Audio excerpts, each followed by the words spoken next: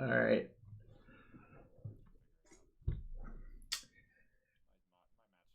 It's a very lifelike resemblance to me. I like the picture quite a bit. Yeah, it's kind of funny. I remember when that card was actually played in Legacy as well. It, it was like not even that long ago. Well, I guess 13 years ago was a long time ago, actually.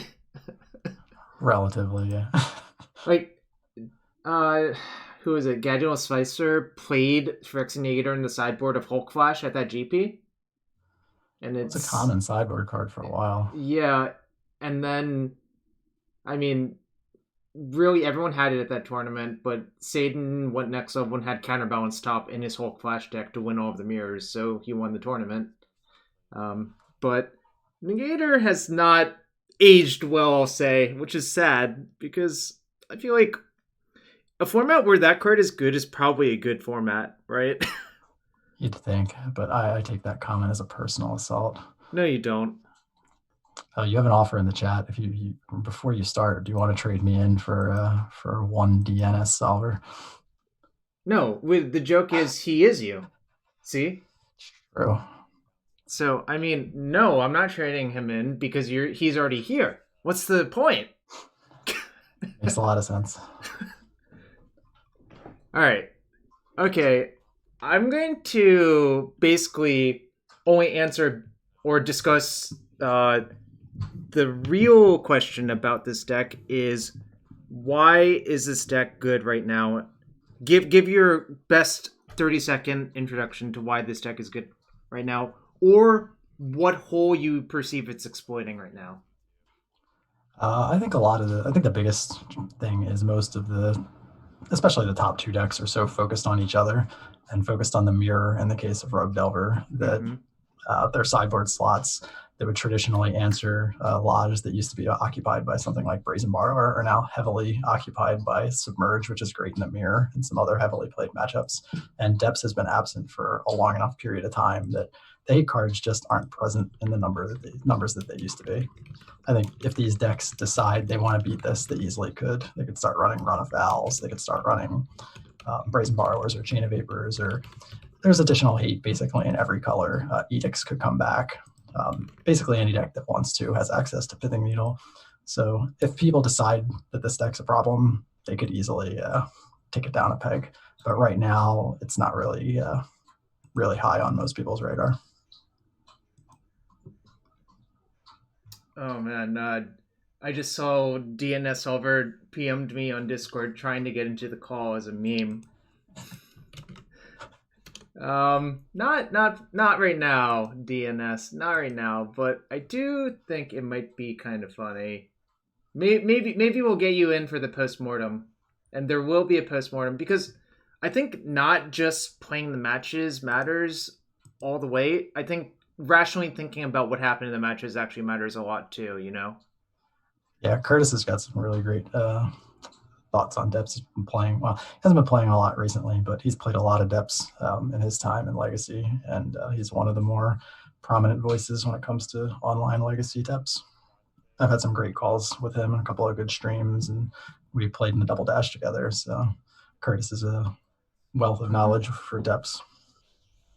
Yeah, I mean, I'll free admit my knowledge is not that high, but I can sort of reason it out a lot of the time, I think.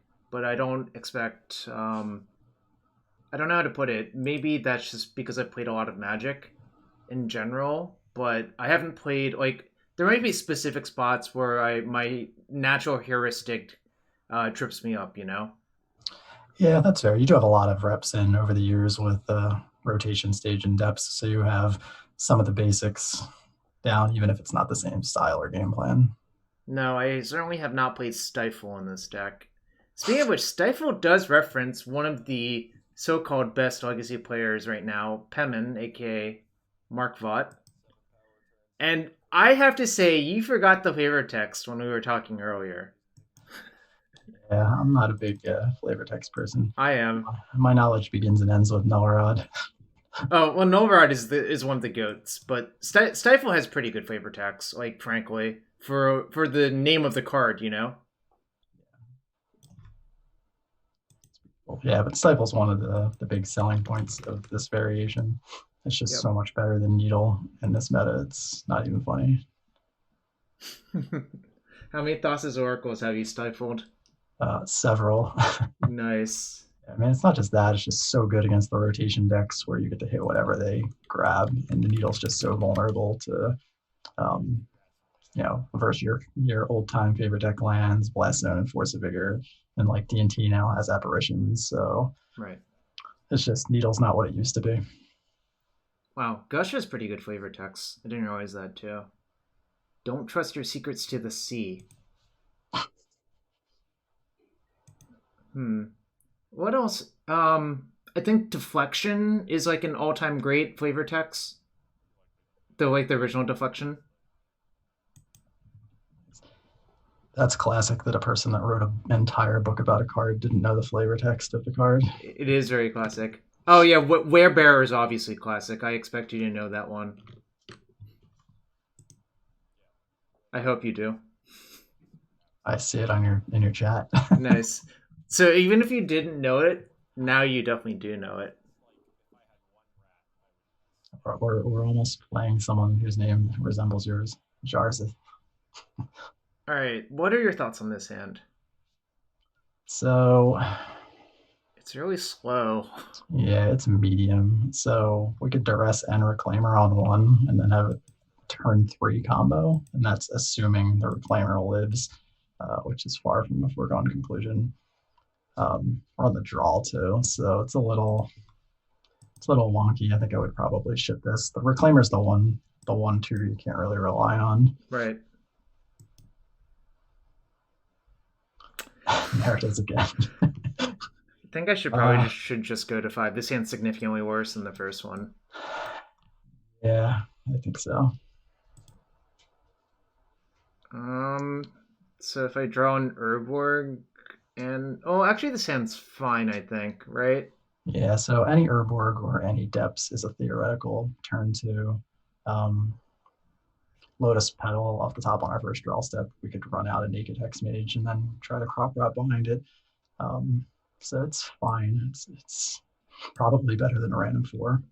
So should probably put back second Hexmage and probably the second card is more debatable, I think. Yeah, I think it's close, but I don't think we want to put the second land back. That seems hyper greedy, unless we're just going to run out Needle and Wasteland. Because if we get our first land wasted, we're just not playing the game. So it's probably the Needle, unfortunately. We mold the perfect 7. I would argue that it is not the perfect 7.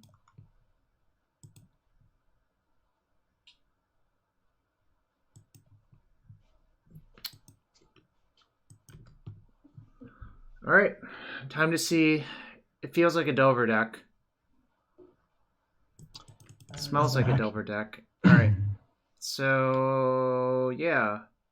Okay, that's good. How do you want to do this now? I don't think we want to expose the green source now. Plus, if we just draw Depths, we don't have to we don't have to put a crop rotation on the stack to any top deck counter magic, where if they happen to have multiple counters. Right. So I think we just go Urborg Thoughtseize here. That was my instinct, but I was checking.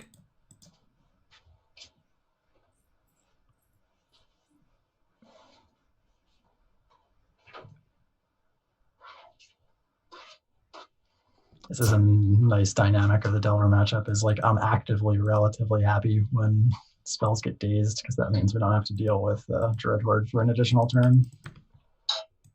Yeah, it is kind of funny, isn't it? Although, we'll see what happens. Well, they didn't blind flip. They also didn't play Wasteland.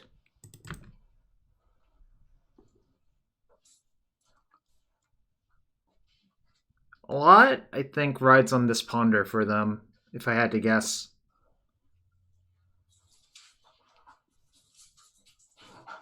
They chose not to shuffle.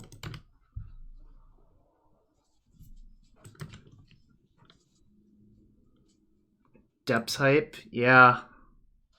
Okay, so we could play it slow, and I think that's probably correct, right? Yeah, I agree. So mine scrying for depths? Yeah, so the crop rotation line is just kind of hyper aggressive, and it gets blown out by Force of Negation too. Whereas if this gets countered, that's not really the end of the world. We Right. have the ability to crop rot next turn and have the ability to pay for days too. Yeah, they're If they down 2 happen to- dazes now, so it's not likely we'll have to worry about it third days, frankly. But Probably not. But if we'd gone the other way, Mhm. we'd have Urborg and Depths in play. so this is interesting. Last turn they pondered, didn't shuffle, but their Delver didn't flip. Interesting. So I'm guessing a Wasteland's coming down second main. That's the only. But no, thing they to do. replayed their Volcanic after they dazed us. Oh, the second days. Okay, you're right. Yeah, Yeah, so that's a I'm little trying odd. to figure out what that means. It has to mean something. It's kind of hard to figure out what it actually means, frankly. So we really need to get this to resolve, right? Yep. So one of the things we could do is play out the Petal and then play the Hexmage off of our 2 lands and see if that gets them to, if they have a Force of Will. They'll Okay. probably force that because they have to, because our land drop could just be Depths and they just die. I'm down for that. And then if this just resolves, I think we just crop rotation during their upkeep.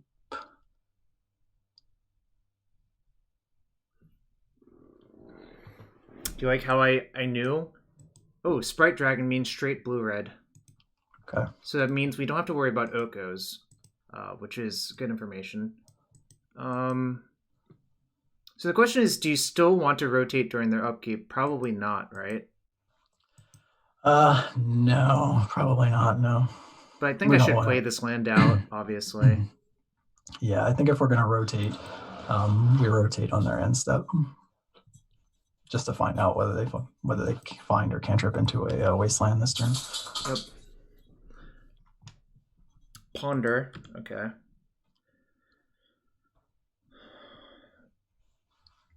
Oh, they played their land out. Probably means they found their top 2 cards off the cantrip had to be Sprite Dragon and X, and maybe X is Brazen Borrower. They bottomed topped with their... Oh, it was bottom top. Okay. Okay, I'm kind of inclined to just jam now, personally. Yeah, we can go on their end step. Or right now, it doesn't really matter. It's all identical now, right? Yep. So I think I should sack my Gemstone Mine. Yes. That's the only way it works next turn for sure. And if they have another force, so be it. Okay, they didn't. It actually seemed kind of likely that they didn't, to be fair. But obviously, okay, we can also bog them, which is amazing, actually. Yeah. Here.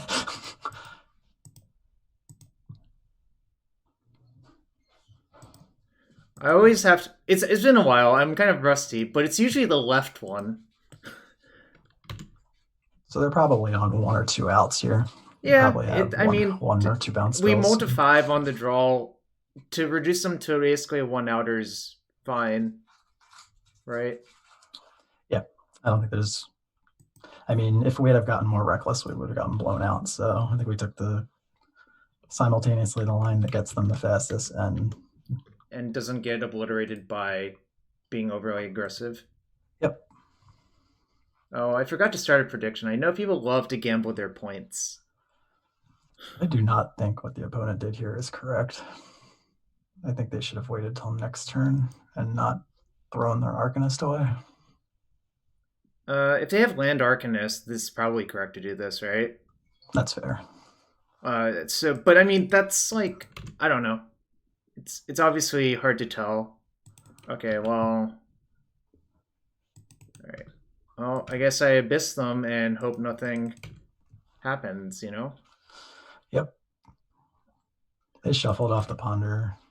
Yeah, I know. I feel reasonably okay, obviously, but bolt me. Look, I mean, sometimes it happens, right? Yeah, I mean, the card's not doing anything else in this spot. They might as well fire it off. Okay. I forgot that this version actually has a lot more blockers. I mean, it's fine. Well, I'm gonna cast this thing, obviously. I'm gonna find this colorless land. A white land. No, it's colorless. Don't. It taps for white mana, but it's actually colorless. Yo, what's up, MTGO Brazil? You're welcome. Glad that you're here. What's going on, Spyman? Now, do you think blue is the technically correct name there over red? Yeah, of course. What if they had Merfolk Spirit Guide Vapor Snag? Merfolk Spirit Guide. That would be insanely broken. So, I'm not up to date on how you board. Just give me the quick rundown. So against Rogue, it's normally just a couple of Decays and a Flusterstorm, and the Not of This Worlds go out because they don't really have bounce. Blue-Red's a little different because they straight up have... they often have bounce, or Vapor Snagger, so they generally have a bounce spell or two that aren't Submerge. So it's kind of just trimming around the edges. I normally don't play all 3 Flusterstorms. I don't think we quite need to be playing that. So if you want a second Flusterstorm, you can either go down the 7 acceleration, or actually in this particular spot, the Reclaimer kind of stinks. They have a decent amount of burn in blue-red, depending on how they sideboard. And that card's just... We don't have fetch lands like black-green and some of the other depths lists do, so we can't generally make that a 3-4 until after we've comboed. Right, no, the loss of Verdant Catacombs or other green fetches makes it a lot harder to get this out of bolt range in a timely fashion. Yep, nothing like Mox Diamond either from some of the older versions. What are you talking about? Mox Diamond's unplayable, haven't you heard? It's unplayable without Loam or some other card advantage engine, in my opinion. If you have like a Dark Confidant or Loam, I guess it's fine. Chat keeps spamming Snapback. There was actually zero way we could ever beat Snapback that game, so screw you all. And yes, I know what Snapback is because I drafted a ton of triple time spiral. Alright, this looks good.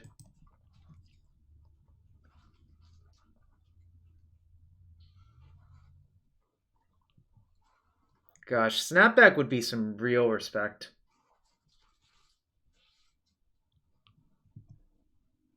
Is Moto Feather, because you were on a minute there for a long time. Seems not very good. Yep. Yeah, no path to the combo. Even with, like, if we were on the play, you could make an argument to keep that and just try and never let them play the game of Magic with the Stifles, but that was unplayable. This is really close, I think, but... Yeah, it has no plan to get the depths, so you're like between 1 and 4 and 1 and 5 to draw either the depths or a card that finds the depths. So we could easily just lose this game because we never find one of those cards. So generally, I ship hands like this. Well, Sand is much better. I think at bottom Hexmage and Scrying probably. Yeah, I think that's because so if the Urborg gets wasted, we want the Gemstone Mine. I think is what I'm thinking. And we're just a black source away. Yeah, I agree. I said Scrying and Hexmage, right? Yep. If someone builds a deck with Force Snapback and cues into me on purpose from this Twitch chat, I'm going to lose my mind. I'm actually going to go ballistic. You know what's going to happen, Travis, is we're going to win anyway if that happens. We'll probably just draw a Sylvan Safekeeper versus that jerk. Chris No says BRB. Well, if you're going to do that, you should at least sub to this stream. That's all I'm going to say. Be fair. That's actually really good, I think. Yeah, it prevents them from really wastelanding us away from next turn. It's not really useful this turn, but next turn it plays around days, and then next turn... I'm still casting the Duress here, though. Yep. Because if they have nothing, then I can just do the thing, and it's really good for me. If they daze this, do I even pay? So. No. Well, I'm going to take Force of Will. Easiest Force of Will ever, yeah. You know, I think people really do not understand. Unless if they have a lot of bounce in their deck, this is an awful plan. I'll have you know, Jarvis, that I was 6-0 in the last showcase event and finished 9th because a Delver player just snapped off a Wasteland on my depths and surgicaled it on the spot. Something that basically never happens. So it Sounds like does you got work really out. unlucky.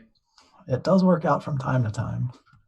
I guess, okay, the counterpoint is if you don't have a better plan, actually that might be reasonable, right? Yeah, it depends on the slots it's occupying. Well, that's great for next turn. I'm just going to play this now, right? Yeah, I mean, they would have needed a top deck exactly Force of Will or exactly a bounce spell for this to just not be Right, crushing. I'm just main phasing, right? Because, like, there's no reason to wait. If they find the bounce spell, they find it. We don't have protection anyway. Right. So we have the mine this game, so like black-green could get away with this, but Rainbow being able to actually play Decay off a land drop versus the Submerged deck is really important at times.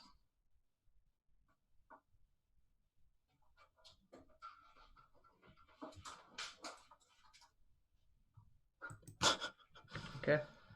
I mean, if they have it, they have it. I'm literally not going to worry about this. Let's see if we're going to Negator them. Well, they see the Decay now, so somebody's scooping in the next 15 seconds.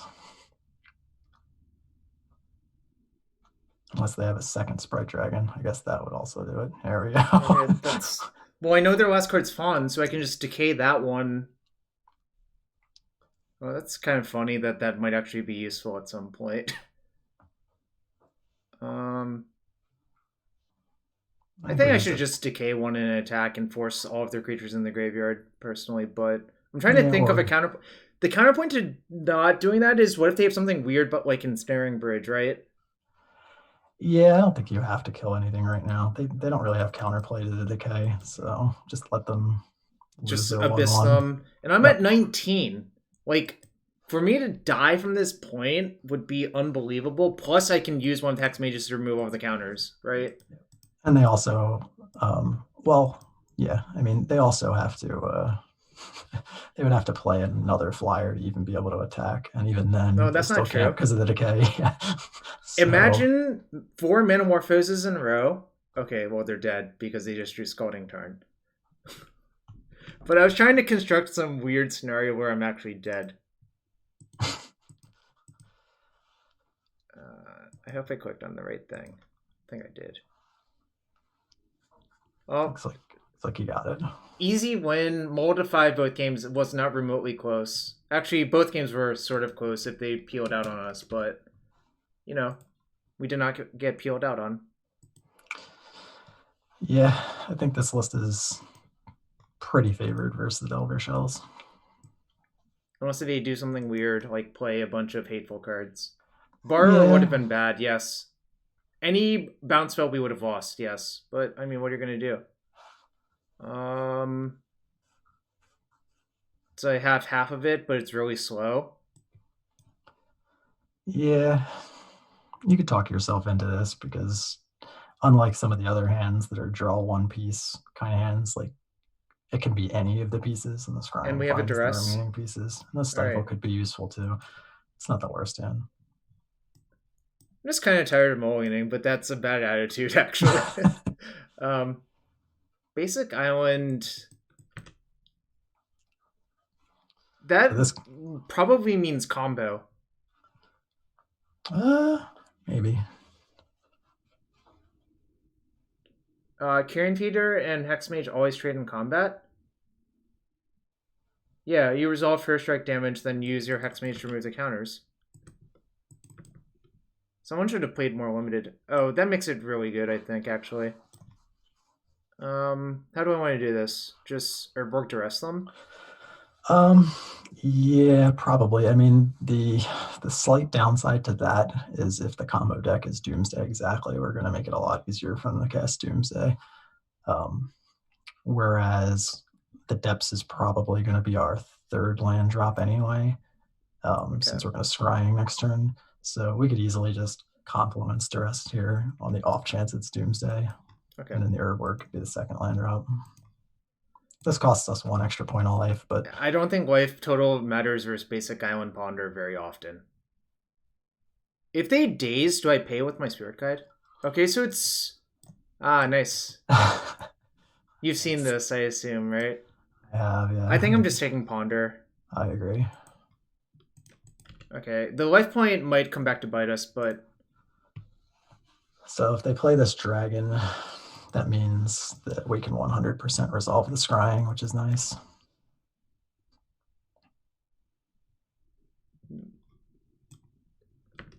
I'm not sure this card is very good. It reads bad to me anyways. Should I just leave up Stifle? So it's like the most telegraphed Stifle, but I think it might be worth it actually. You could possibly convince the opponent that we're just trying to not take damage. So the argument, I guess, is the 1 damage versus having the Stifle up on the combo turn versus less damage and having the Stifle up this turn versus like something like a Daze. But I think it's worth it to just have it up now. Yeah, I think so too. So I'm playing Urborg, Spirit Guide, Scrying. Yep. Because we still beat Daze next turn anyway, unless they Wasteland us. And if they Wasteland us, we can Stifle, so...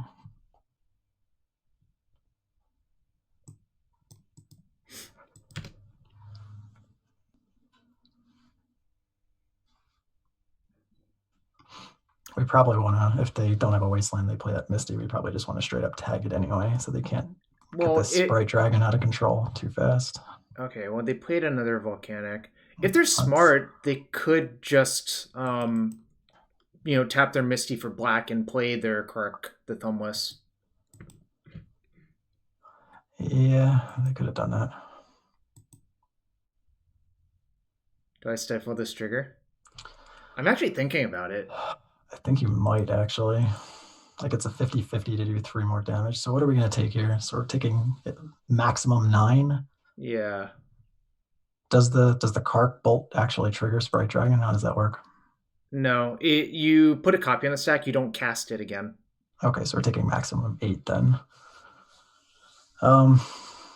We know one of their 2 cards is Misty Rainforest. So I think if our plan is to... So they can't have a Force Negation or Force of Will. So the worst they can have is Daze, which we can pay for next turn. So I think I'm going to stifle this. Yeah, so we're just going to jam main phase anyway, right? Yep. So we don't need to hold the Stifle for Wasteland.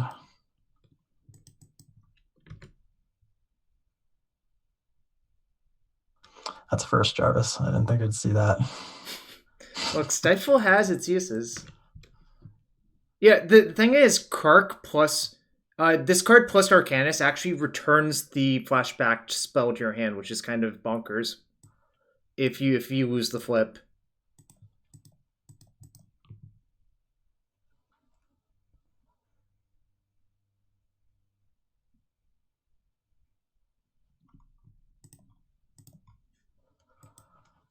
I feel like we've been in this spot before, Jarvis. Yeah, but our bonus deck has a lot more interesting cards in it this time. Yeah, that probably makes it less likely that they have bounce. Exactly. Oh, this Flavor Text is phenomenal, actually. That's really good, yeah. Yeah. Okay. And also, I think this is a type of card that's not actually broken. I wonder if this is going to be a game where we need to, like... Oh. Yeah. Wow. It's going to be close. I know. It'd be funny if that 1 damage ends up mattering. They lost the flip, so it's back in their hand. So it'd pump that. Well, that doesn't particularly matter, because that's going to die. So any rotation, Sylvan Scrying, or the naturally drawn thing wins the game on the spot. Okay, we are at 6. Well, there might be some gambling going on, one way or the other. Oh, that's really good, actually. Yeah. Oh, I did not pay for the last prediction, did I? We won our last match. It's too late to do one this time. Guess I just attack and play Hexmage and say go. That sounds right to me. We still die to a flipped bolt, but whatever. Yeah, whatever. They've used 2. Like, I mean... There's a lot of ways it can go bad. I'm not going to worry about it.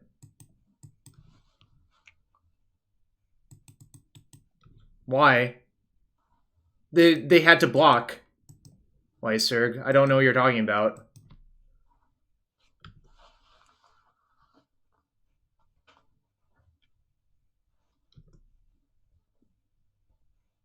Keck W? I just assume you're an idiot. Look at Matt's calling out bad things to happen. Force of Negation's not one of them. Wait, they kept the Force of Negation? I mean, it does keep them alive if we draw a tutor, but yeah, I would have shuffled that. I mean, we can. So I just attack with Merit Wage, play my Spirit Guide, say go. Yeah, I think so. Trying to figure out if I can ever play around Price of Progress. They do not have main deck Price of Progress. Look, my dude, I've seen people do all sorts of weird shit. Is that fair? That is fair. But I think it costs me too much to actually do that, so.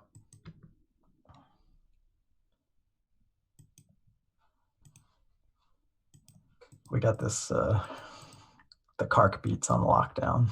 We do. And our opponent chose to draw, like, bad negate in this scenario, which is, like, kind of baffling, right? The only thing I can think of is they wanted it for a potential tutor that kills them, but I don't think that makes a lot of sense. You know what would be better than doing that? Drawing a bolt, then drawing another bolt. I'm not going to lie. If I were in their spot, I'd be like, well, the only cards that matter are cantrips and bolts, right? Yeah. So. I assume it's relatively the same. Yeah, I don't think the Karks change much. What did I do last time? Did I shave this for a Fluster as well? Yeah, we took out the Reclaimer versus the Bolt deck, yeah. Since we've been mulling the Reclaimer hands in this matchup anyway.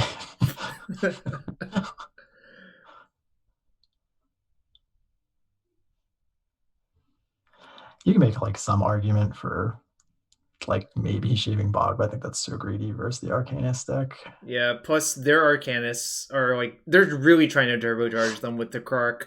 So like I'll just leave it in. Like it's pretty so good. There's really no other places you can cut. You need the Wasteland, you need the Step. Everything else is either combo or protection. So, and we don't want to cut any of the acceleration versus the Daze deck. Monzor9 says they feel cheated because this is just Bug. I mean, it has 13 red sources and 15 white sources. So just tell me which red or white cards are better than the ones in here, and I will run them. Well, I will keep this hand.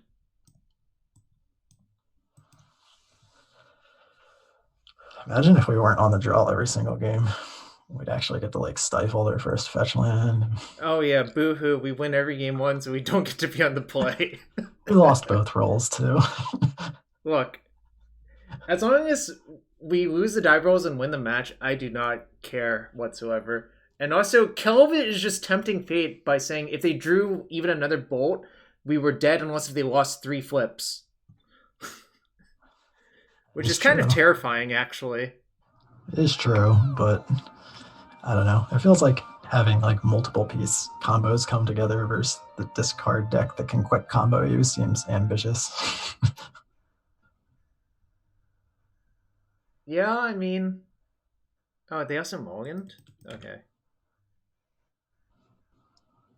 Damn, we never get to stifle them.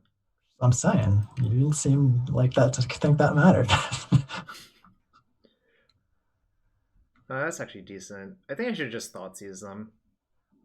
Yeah, we're kind of going to get priced into cropping that mine ahead of time by doing it this way. That's the only downside.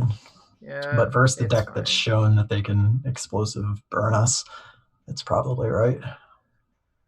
If they daze, do I even pay?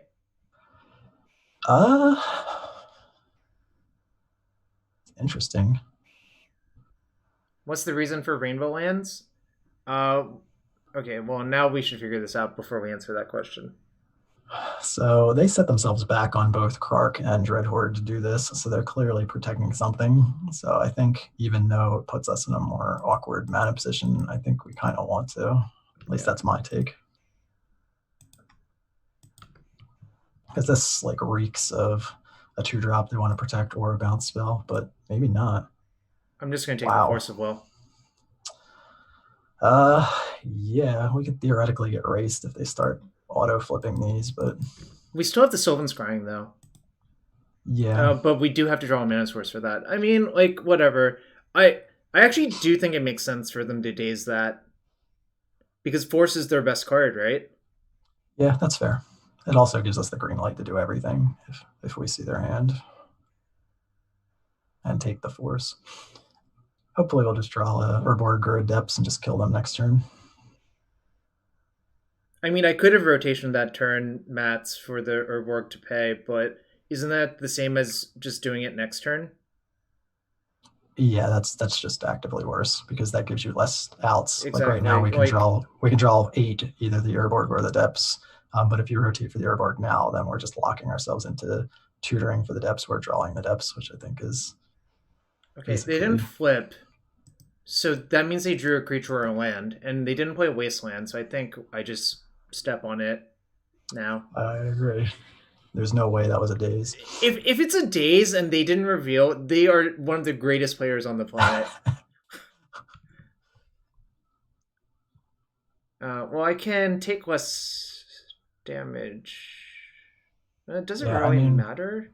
I think what we're going to end up doing is cropping into Urborg anyway. So I'm supposed to just scrying this turn?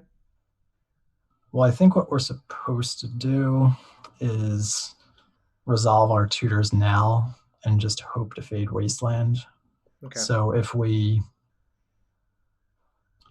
rotate into Urborg and then play the mine and play scrying off Urborg and mine and get the Depths, yeah, that's what I would do. Right. It plays into Wasteland kind of hard, but I think that's better than giving them draws at Force of Negation, Force of Will, Agreed. And Wasteland, because Wasteland still makes us wait a turn. And if they don't fire off the Wasteland, we would have Stifle up too. Yeah. Isn't it better to play Scrying this turn for Depths? I don't think so. I think the Urborg main play is really, really good, actually. We still have it 2 turns from now, even if like these Delvers don't flip to a Wasteland. They play the Wasteland. Again. Yeah, it depends on what they do, obviously. If they play Waste, Delver, Go, then we still have them. Yeah, and if they waste our Urborg, we still have the combo in 2. So I think this is just the best thing we could be doing. I wonder what they drew. I'm trying to figure it out, but I didn't come here not to play this. Yeah, I think we wait till their upkeep now. There's no way they drew Stifle in any of those turns. For obvious reasons. You just want to see what if they flip something? Yep. Okay. Obviously, if they flipped a Vapor Snag. We're not doing this. Yeah. So we'll probably die anyway. So Bolt's fine. All right. I probably have to do it now, though. Now we just go for it, yeah. It's going to become a weird racing situation, isn't it? Sort of. They can never attack us, really. If they attack us, they die. So we get to Abyss them, and then they can't attack with both or they die. So I don't think they're particularly... so it's probably fine. And we know they don't have a second land, which means they're limited to 1 bolt per turn. Yeah. So I don't think they can race as currently constructed. James, if you want to watch a fun video, I did 5-0 last night with the Koval deck. 4 Court of Cunning, Bant. Fun story. James wrecked me on Delver last night. And then I had to... What? Oh, this sort of makes sense, actually. I mean, does it, though? It's kind of like... puts them in a really precarious spot. It's like Bolt puts us to 9. Like, what do they actually have that can get them out of this? So I think I needle a fetch, actually. Uh, well, I guess we attack them first. Yeah. I think I'm going to just Needle Scalding Tarn, because I think that's the one they play 4 of, because of their straight blue-red. And the reason to do that is to cut off weird, like, you know, they block, draw 2 bolt outs, you know? Yeah, I think that's fair. We're gonna like snap stifle their fetch anyway, but Yeah, but I mean, what else am I doing with this goddamn Pithing Needle now? I mean, I could, like triple level name Karakas, but I have Stifle for that as well. yeah, I mean they could. No, yeah, they can't draw a counter spell on Karakas, so this is fine. Yeah, exactly. Yeah, there's only 3 Tarns left, but the way most blue-red decks are built, they have 4 Tarn, then a split of other fetches. There's actually probably an argument that we should have been using the counters off the Gemstone Mine. Oh, for price progress? Yeah. I mean, I can just tap this, you know, at any point. Twice. I can just tap it at their end step, you know, why not, right? I just meant going into this turn. If we'd used it one more time, we'd have been in a spot where we could. Wow, Expedition Map said waiting for Vapor Snag. Well, they didn't attack me. I refuse to believe it. Alright, I'll just do it. Love it.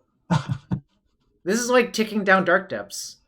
Also, look at that! Look at that, Tom!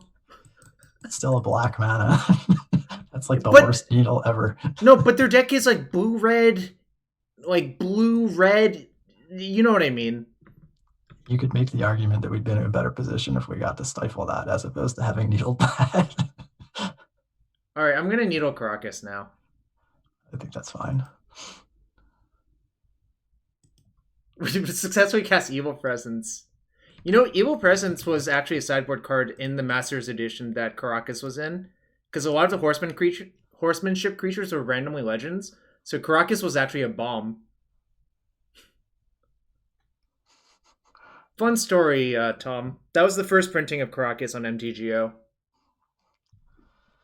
The old Triple Delver Force days on the play gets mauled.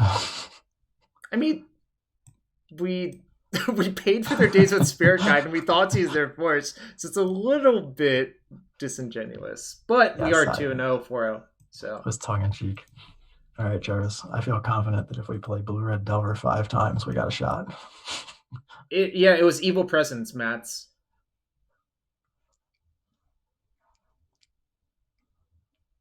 So yeah, I got my first trophy last night, but I also believe I've played like under 10 leagues this season, maybe like under 5 actually. All right, we have to start losing now if my prediction of 2-3 is going to come true. No, shut up. Why are you like that? I have a lot of faith in my predictive ability. Faulted Form says, time to lose the next 3, Tom. You know, I'm not a fan of this losing thing, really. It's the only thing that motivates me in Magic anymore. Losing? No, the opposite of it, winning.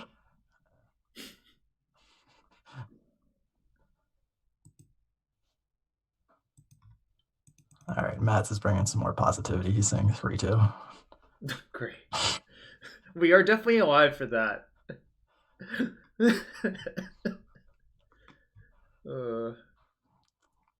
Mats was playing versus Newton the other day, and I don't think he realized that was the stream match.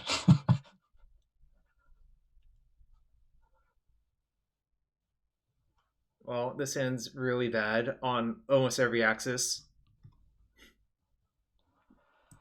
Yeah, I think that's got to go.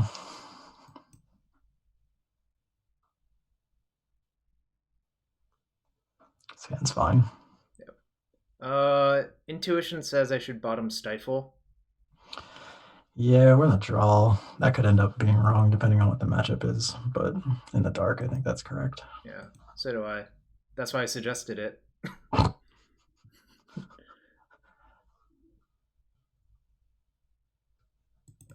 Probably means snow, right? This is almost always snow. No, not necessarily. Could be like Omnitel, right? Yeah. Look at Mike Noble throwing the shade in the chat at you.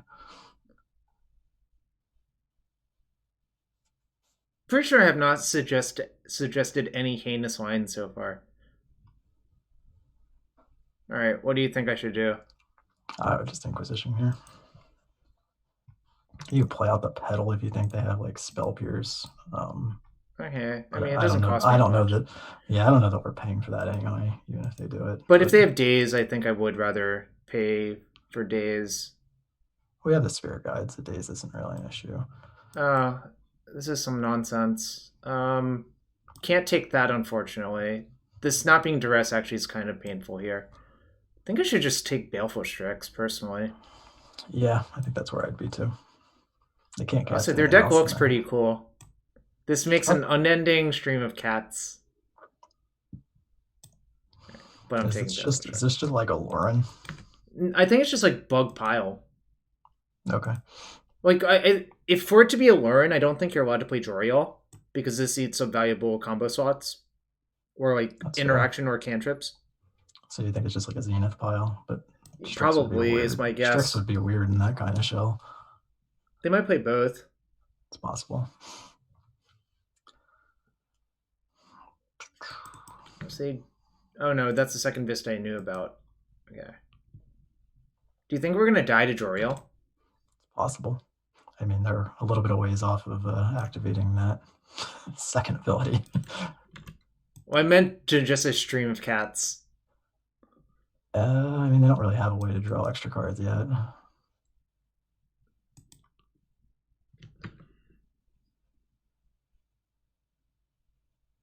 So my best draw would actually be Thespian Stage right now? Or Hexmage, because I think we can bait them into using that Force of Will in a variety of ways. So I think we could lead on Needle and see if they want to fight over their Oko. Sure. I think I'm just going to take the damage. Yeah, it's fine. No reason not to.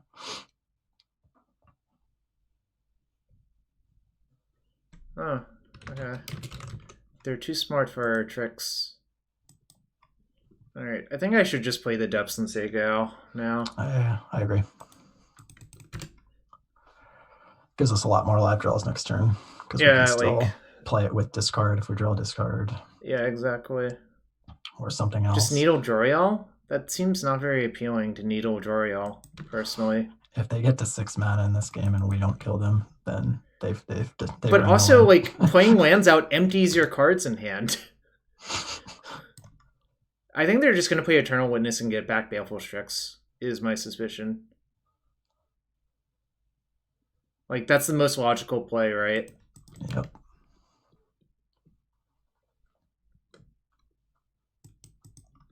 Alright, give us a stage.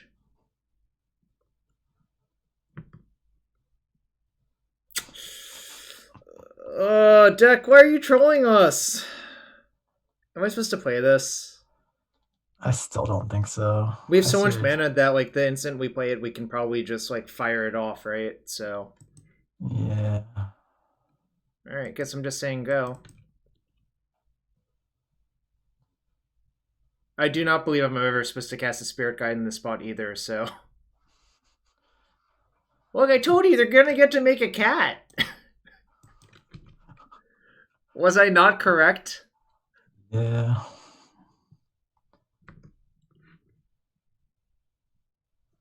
It's kind of funny. Our opponent's hand was not even like that oppressive versus us, but there were issues with our hand. Our hand was alright. It's just our first 4 draw steps being cards that don't do anything. Was the bigger issue. Deck! Why? Well, now I think you just have to close your eyes and play the scrying without doing anything else and hope that they're not afraid. We know they have a force. Jalen, we were trying to draw a Thoughtseize or something, but the damage, I think now that they have this much, you have to just fire. It kind of sucks all around, but... So we're probably dead, I think, because... They might not attack with the Strix. You never What? know. All right, it All doesn't right. matter. No, I think they're that's attacking with their good. Strix. Yeah, I think we're pretty deterministically dead here. Even if we draw the stage, it doesn't matter. Right, because they'll have enough to lethal me through a block, right? Yep. Because I block at 2/2, I take 1, 2, 3, 4, 5, 6, 7. 5 draw steps for the game are in your hand right now. How do you feel about them, Jarvis? They were not ideal, is how I would put it. On the bright side, we get to play on the play for the first time this league. That's not a bright side in my book. What do we even think they have? I don't know, probably like. I mean, it's so hard to predict. Yeah, I think the decays are fine because we're going to want to move some of those flying blockers out of the way that they might have as many as 8 of. We can bounce the Joriel. Not even good. Probably not. I think this card is probably not very good. Well, yeah. I guess they have Oko, right? Yeah, if you want that effect, the Safekeeper is probably better. But I don't even know that we want that. I think you can shave a little bit of the acceleration and I don't know if Stifle's very good here. Like, probably not. I mean, Stifle does the same thing as not of this world and Safekeeper, right? Yeah, I don't think it's great. So I think we could trim the Not of This Worlds too. Bring in a couple Safekeepers and a Flusterstorm or two, maybe. All right, I'm down for it. Probably want to Petal over a Spirit Guide. We kind of want the ability to cast Hexmages and Flusterstorms. Sure, that makes sense. All right, we're going to battle. Yeah, Monzor. The Tenno Dream is gone, but it's not a big deal. White Faces says he's out of here because we lost a game. I mean, to be fair, yeah, it kind of hurts White Faces because he's never won a game versus this deck, so it's hard. Wow, just throwing shade. Oh, you want to gamble? Sure. Well, let's run a prediction on whether or not we win this game. Will I win this game? Yes, no. All right. I have to think about how I want to play this hand. I knew I was keeping it. I didn't actually look at the hand to think about it long enough. Well, I'd play this hand.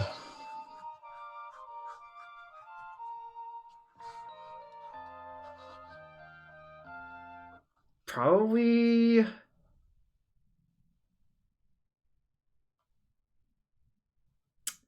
All right. Call me crazy. I just want to play Hexmage on one. That's crazy. Okay. So I would just go Urborg pass, or Depths Hexmage pass, and sandbag the Petal, and then try and get their sneaky flyer. I mean, we just don't know what's in this person's deck. Sure. If it just died to some random Fatal Push or some other such nonsense. Okay, that's absolutely fine. What do you think they name? Probably Stage, because Stage is a much better name. I'm not going to take advice from you, Jalen. Yeah, I still think we just run out the Hexmage here. Start putting pressure on them in case they eventually get into like a Euro or Oko gain life situation. It's interesting though that if that Needle had have named the more likely card for us to have, we would have been rewarded for not playing the Hexmage out on one. That's fair. Well, Jalen, would you take advice from someone who told you to concede on turn one? You have to be honest too. Well, now we can play the Petal out. Yeah, that's actually pretty good, I think. I was going to sandbag it to play around like end-step Decay before we combo, so we have Mana for the Decay on a flyer, but I think Flusterstorm is more important. Yep.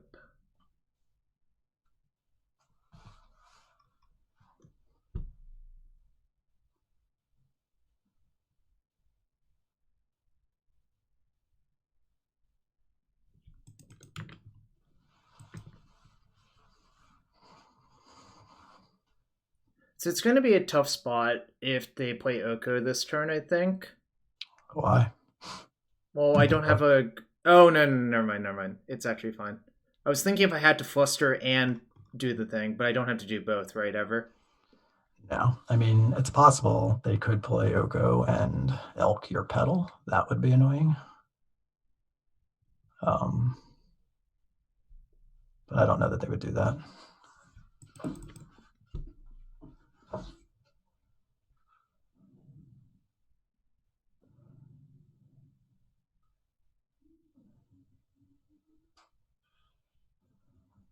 Oh, they are Lauren. Okay. I mean, that doesn't actually do anything. No, it doesn't. We're submerge proof too, which is nice.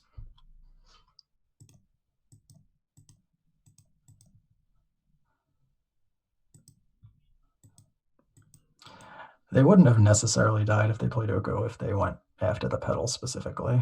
Does this do anything? I don't think so. They're tapped out. This is totally fine. Snapback incoming.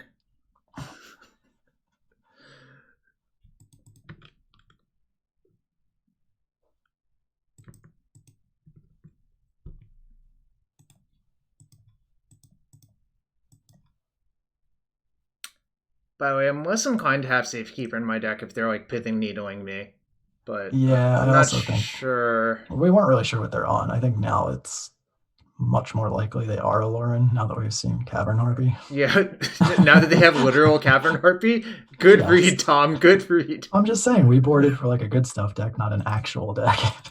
So yes, I don't generally bring in Safekeepers against Aloran.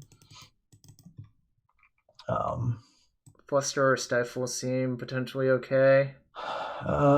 Yeah, because stifling their lands is relevant even like beyond the first turn or two because we want to keep them off 4 mana.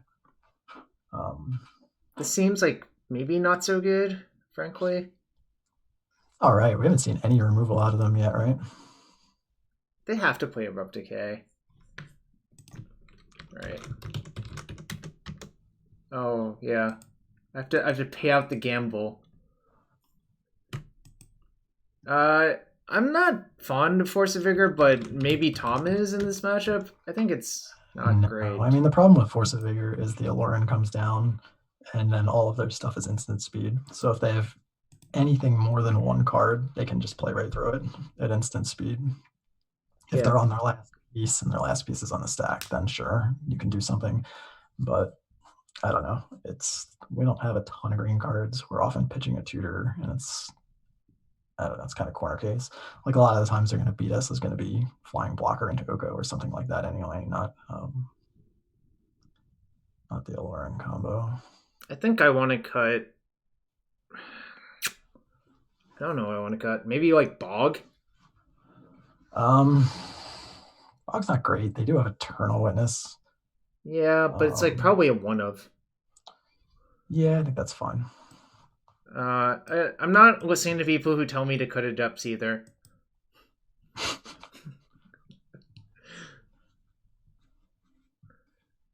So Ravenous Panda 21 and Henrique Magic, thank you for the follow.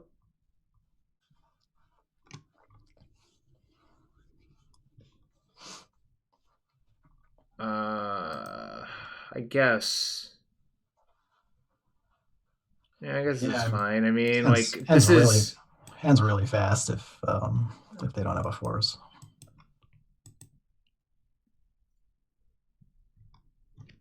It's really bad if they do, but. Oh, Seth has a good point. They can play around Force of Vigor by doing it on our upkeep as well, which is actually a very, very good point, right? Yes, everything being at instant speed makes it much, much harder to get them with that card. That's pretty good, actually. That's really good, yeah. Although, the Forest Pass. Yeah, I mean, I could just say go this turn. So, I think I like that for a couple of reasons. We can still combo even after... Oh, no, we can't. We're short of green source. The mana is actually like kind of important, I think, is the reality behind it, right? Yeah, so we're just kind of stalling ourselves out if we wait. So I think we just take our medicine here. I wanted to see if they were F6'd. Is that fair? That's fair. It does walk into decay a bit, which is really going to sting if they have it, but Yeah, whatever. If we so get be veiled, it. we get veiled. Yeah, I just don't think we're going to have another window where Nice, they didn't have it. And also their hand is not that good. I'm going to take Icefang Coatl. Yep. As hands go, that's like not very scary. No, we can just resolve the combo next turn underneath the Plague Engineer. Yep. They don't draw a force. Does that change anything? I don't think it does. No. So I think I rotate, float a colorless, rotate this for Urborg, rotate the City of Brass into Depths, and play Hexmage with the colorless floating.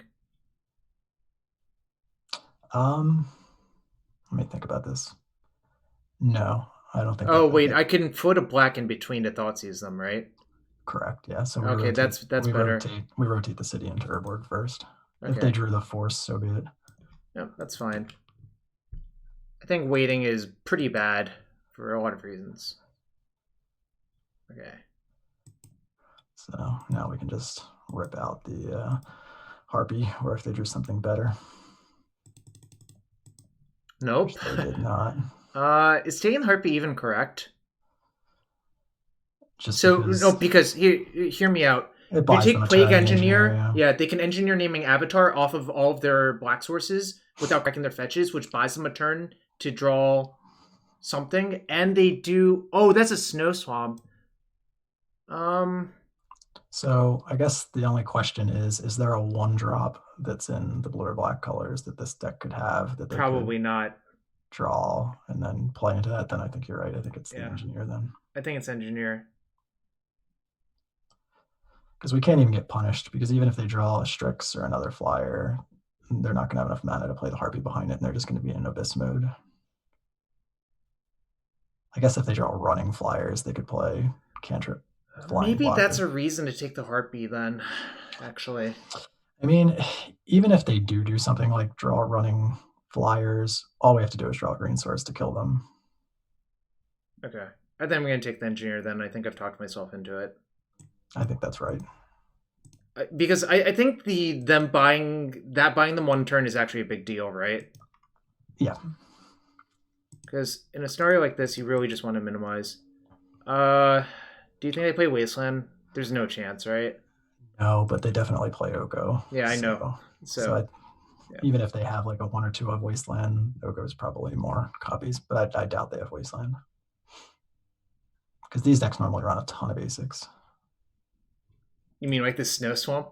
Yes. I think the Alluring decks are usually on like 6 basics. So, you know, this has been a fast one so far. I guess this is what you sign up for, you know? It's not called Bug Slow Depths, right? Exactly. All right, Jarvis, you made a liar out of me. My prediction has been false now. Cal has a good point. Depths is oops in disguise.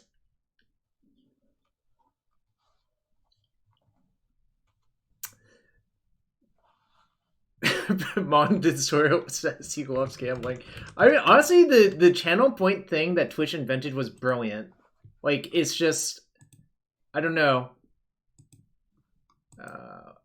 I'll do another one for the match, and I'll. So, does anyone have questions for Tom while we wait for people to get their predictions in? And also, I believe Tom, you've been posting more videos recently, right? Yeah, it's been an upswing. So, but we'll see. I only have a couple of weeks worth of videos because of the great MTGO crash reset. Okay, what is your favorite color, Tom? Not in MTG, but in general. It was always blue or purple. Okay. Jalen 1, how do you distinguish in this matchup between the similar cards, Sylvan Safekeeper, Stifle, and Not of This World? What do you mean specifically? Yeah, I don't understand that question either. What do you mean by this matchup? Tom, on a scale of 1 to 100, how much do you love Dark Confidant? Uh, Probably negative, 77, right? Has to be negative, 77. -77, yes. Negative 77? You hate Dark Confidant that much? Kelvindale, why the Rainbow Lands? Because the mana is a lot better. So in traditional, well, besides the submerge thing, which is like just a secondary benefit, black green has a full 2 less sources of black and green, despite only being a 2-color deck. They're like you're losing a black source for the basic forest, and you're losing a green source for the basic swamp, and then they run Karakas main. So despite the fact that this is literally 3 to 5 colors, it has 2 additional black and green sources. So you're mulling a lot less to hands where you can't actually cast your spells. Like black green is just such a, I mean, we've already been mulling a lot in some of we mulled to 5 and twice in the first round. So it's just what you sign up with this style of deck. But with the black green version, it's even worse because the mana is so much worse. So besides the fact that you get the Stifles, which I think are better than Needles nowadays in the main, and you get the Flusters, which really help in the combo matchups and for some of the control matchups, you also get better mana. Okay, we're going to answer a few more questions. Jalen clarified, you chose one for game 2, then a different for game 3. Isn't it because we just got more information about what their deck was? Yeah, it was floated that they might be a Lauren. The consensus between the two of us that we came to was because we saw some weird cards, including Juriel, that they probably didn't have enough slots to jam that into a Lauren, so it was probably just a good stuff deck. So we boarded for a good stuff deck in game 2, but then we saw Cavern Harpy, so we boarded for a Lauren in game 3. All right, last few questions. Calm, or why are you the second best Negator? Well, he's not, but Negator's Extended is pretty decent. And what are your thoughts on the greatness of Repudiate? I'm the 77th greatest Negator. You always have to pay respects to the ones that came before you. So, of course, 69 would be better than me because it came 8 slots before. I think Repudiate is not very good. It's already hard enough to pay 1 mana for your additional costs on the combo turns, much less doubling it. And Negator 76 was replaced by Negator 77. That is just science. All right, we have our gambles in, and we'll go to the next match. Tom, have you ever Boseiju to fling? Oh, I have not. I've seen plenty of people Boseiju at Rite of Consumption, though. Yeah, but Boseiju like fling is cooler. Yeah, I don't think those cards are playable. I know people love them and love to jam them and always have loved to jam them in depth decks, but against good players, they can just play through them. Like the D&T decks can gain life with equipment or swords their own creatures. Yep. The snow decks play Oko or Euro and go over 20. Like so many decks have incidental life gain nowadays that the idea that you're going to sacrifice your own win condition to 20 them to the face to kill them seems ambitious to me. Yeah, when it was originally invented and extended, there was basically no good life gain except for Lightning Helix. So that's why it existed. I have never registered a Negator for a Legacy event. However, it was in my very first constructed deck ever as a 4-of. And I love that card. It's notoriously bad versus burn spells, though, which is funny. I've had it fire blasted. I was once put into a position in the top 8 of a BTQ where I had to block a ball lightning and extended. You had no permanents left. Yes, I died otherwise. Wait, real question is, did they assign all 6 damage to the Negator? I don't remember how the rules worked back then. I think I only took 1. All right, real question, do you keep? All we need is a green source. So we have the 13 lands and 4 spirit guides and 4 petals. So it's 21. So it's 40% like iterated a few times. So that's like you really need it in the first 2. Maybe the 3rd turn is acceptable too. So I have no idea what the matchup is, but also as Jalen pointed out, you can top deck depths, and that's pretty good too. Sure. So it's actually 25. So it's like you're like about 75% to hit by 2. Yeah, the issue is we're on the draw, and which helps the argument to wait, but it also hurts the argument because we have actual 0 ways to interact with the opponent. So we're going to be letting them goldfish us for 2 to 3 turns, even in a best case scenario. They mulligan to 6. Does that affect your decision? I don't like keeping hands that aren't that are. This is a gamble hand, so what's Well, your so gamble like right now? I think the proper question to ask is, do you believe by mulliganing you can do better than 75%? I think this deck mulligans well, so Okay. I'm not sure. Like, this is obviously a judgment call one way or the other.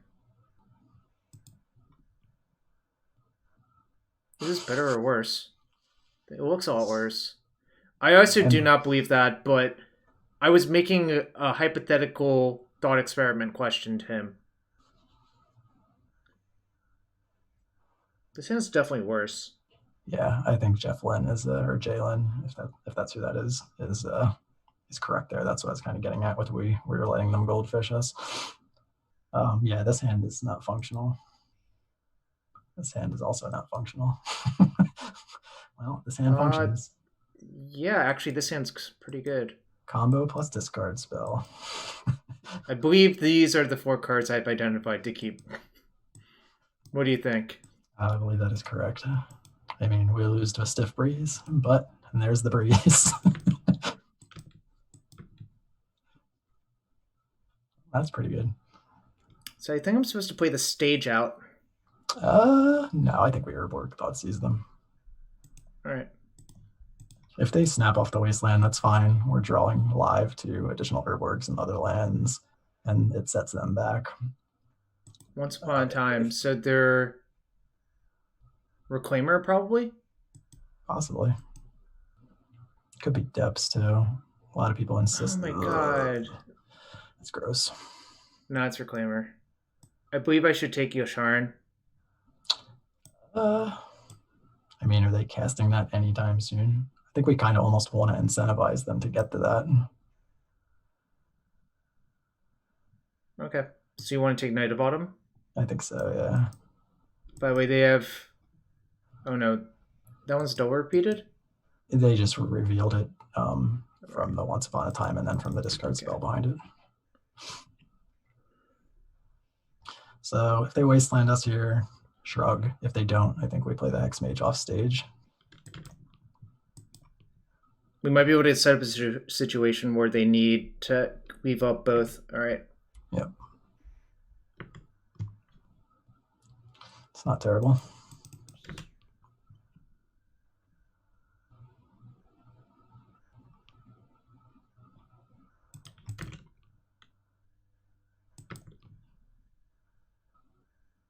It's fine. I think we... Yep.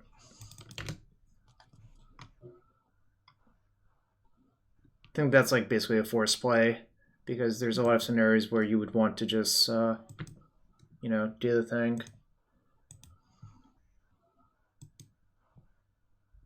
It's a tapped land, really, is what I'm actually getting at, and I didn't say very well. All right.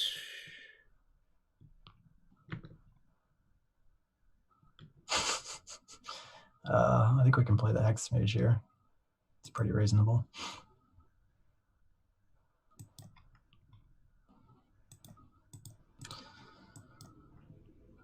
So now if I draw Spirit Guide or Petal, I can waste their waste next turn?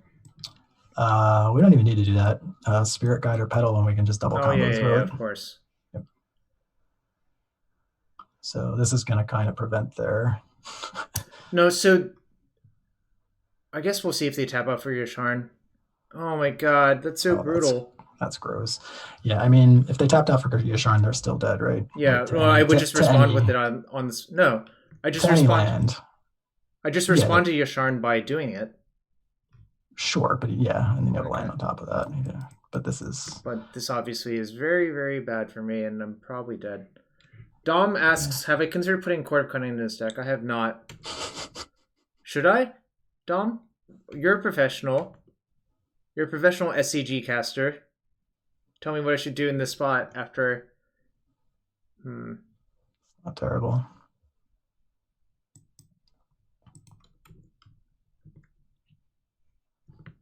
I'm going to stage their Wasteland end step. This is a classic tactic.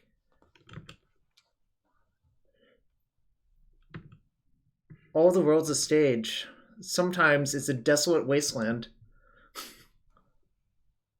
We're probably going to get our depths wastelanded here, but Yeah, but I mean, I can't do anything. yep, that's what we have to do.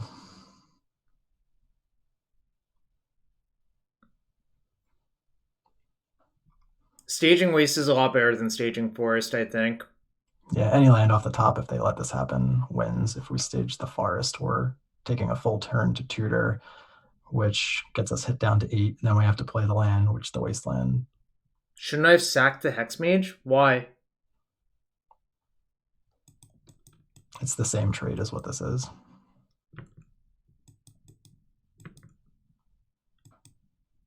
I didn't know I was drawing a second stage, Lyserg. No, I think that's crazy. Alright. Well, it's not bad. I guess I just do the thing, right? Yep. No reason not to. Gonna have to pay 1 more than that, though. XJ Cloud has attacks.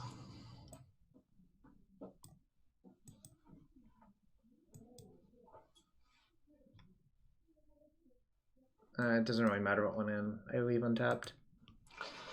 Yeah, there's no secrets here. So their hands Yasharn. No, it's just Yasharn and Unknown. Yep. It was strictly correct to sack it. Okay, maybe I punted then.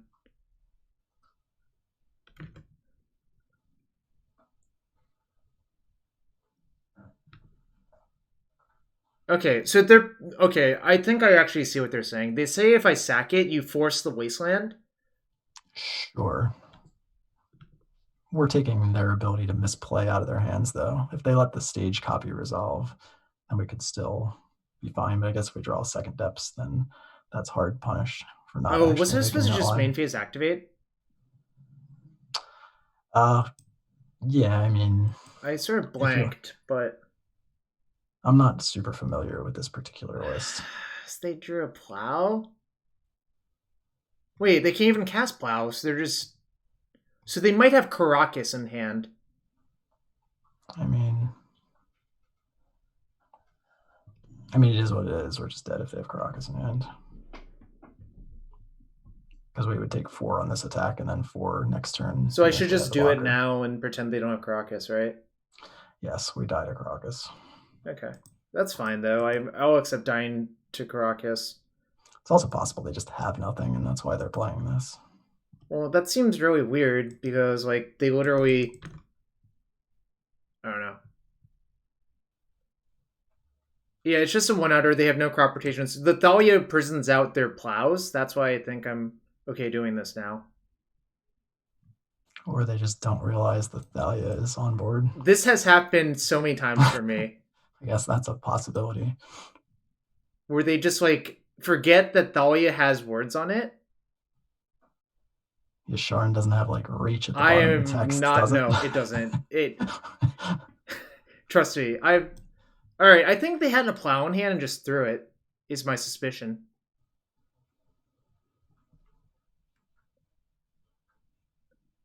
Spoiler, I'm never blocking Thalia. I'm taking 2 damage and killing them. Well, that was pretty fortunate, I would say, right? Yeah. Oh, Safekeeper's absurd in this matchup. Yeah, I agree. Oh, not Ouphe. You definitely want decays too, because the 4 Reclaimers are obnoxious in this matchup. I think I want to take out... I think Duress is, like, not great. But I guess you can take a plow.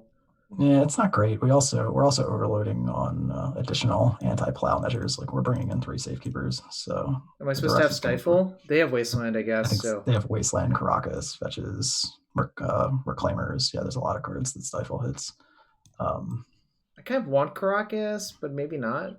I mean, so what's it hitting? Yasharn, Thalia.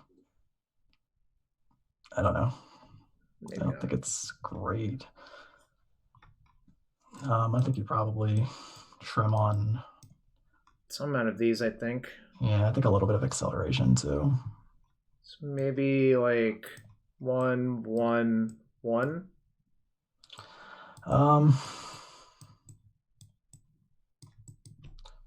feel like we want all of the Not of This Worlds to maximize our early turn kills where they're pinched. Okay. because they have a lot of stuff to go along with us. It's just what's the other card?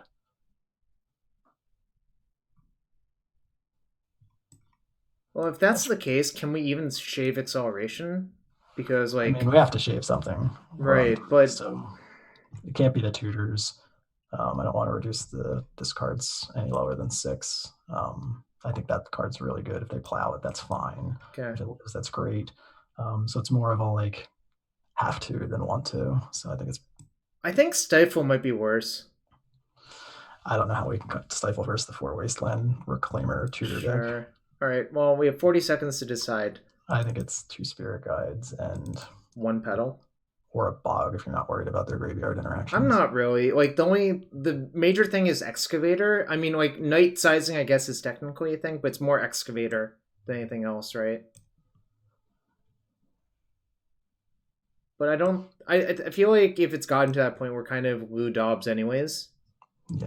So I'm going to submit this. I think I can go either way, Jalen. Like, I didn't quite like that play when it was first suggested, but when several good players are mentioning it and you think about it more, I think there's validity to taking it both ways.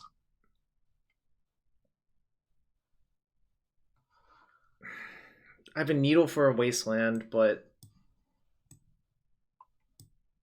do you keep these? Like, so whenever you're looking at the one-piece hands, I know.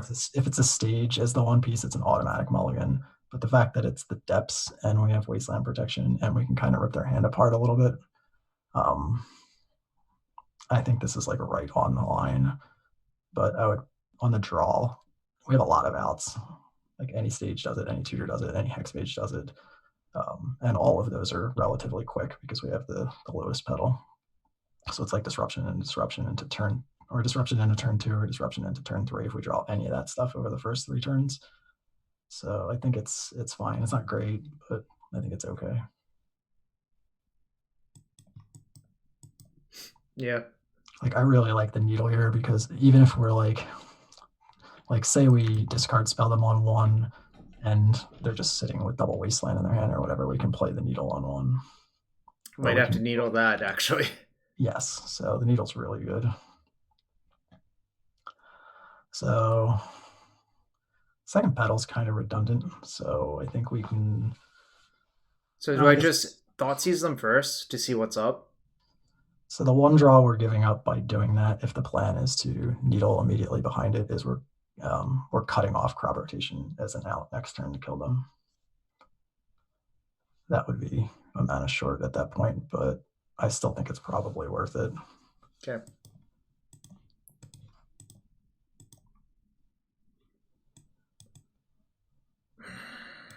Yikes. That's a really good hand. So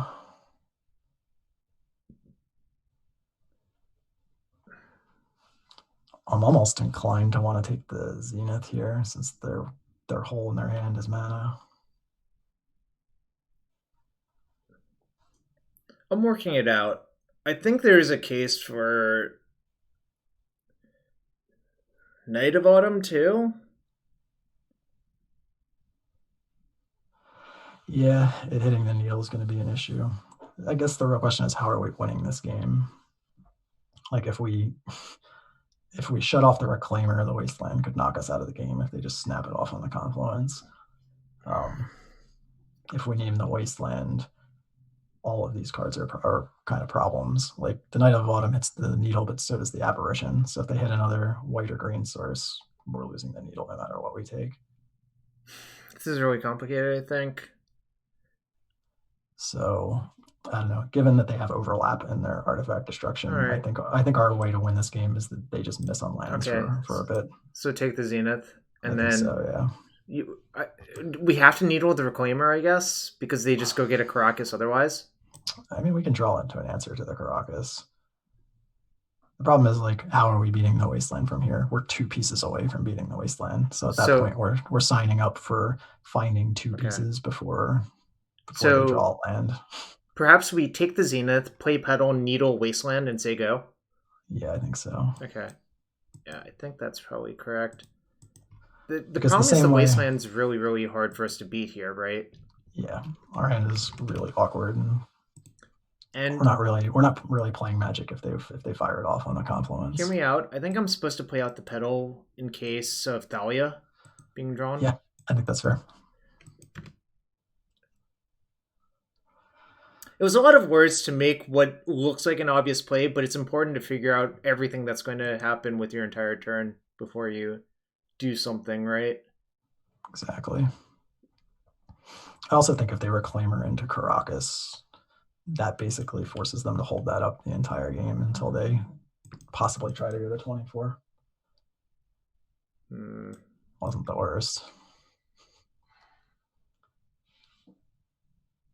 Do I just Inquisition them, I guess? Yeah, I guess we likely take the Knight here. Unless they drew an even better card. I don't think so, Soltari Mage, because if we drew Hexmage that turn, it would have been a lot better to use our Petal. Like, if we drew it this turn. Oh, they drew a Path? I guess I'm taking the Path. Yep, we're still in the same plan of they're never going to draw a land. I mean, so here's the real issue with that plan, if they're smart. They can just Knight or Reclaimer this away for a Flagstones, then activate for sacking the Flagstones next turn. That's what makes this plan really hard. Yeah. That, like, actually Flagstones is really good in this deck. For that reason. Like, they might be too afraid to make that play right now, though. Okay, yeah. They're too afraid. I would have probably gotten Flagstones personally, but... To be fair, we could easily combo on our next turn, so I don't know that this is necessarily a mistake. And there it is. Well, I'm just going to play the depths and say go. Yep. Oh, wait, why are we just saying go? Well, if I play that out and they just draw a plow, they can just force the action, right? Or okay. I guess then... I guess I was supposed to play it. Yeah, I mean, we're just not beating that anyway. Well, so I think they have the Apparition, right? Well, they didn't have the land at the time, but yes. Okay, but I guess it worked out. They also couldn't couldn't tap out for the Apparition without dying. So now I scrying for Wasteland? Yep. Well, I'm a genius. I mean, no, because they couldn't play the Apparition. If they played the Apparition, they died. Wait, Wasteland doesn't work. That's Needle. That's a good call. I guess we just get stage. How am I winning now? Stifle is not of this world. Safekeeper. Okay. Sure. Okay.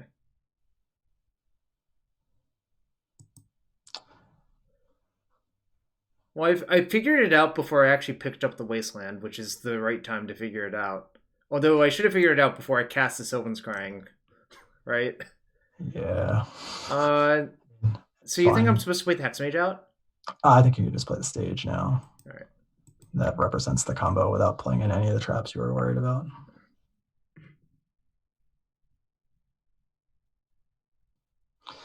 Yeah, I think in hindsight, I definitely screwed that up. There's the Flagstones. We should have named our Reclaimer.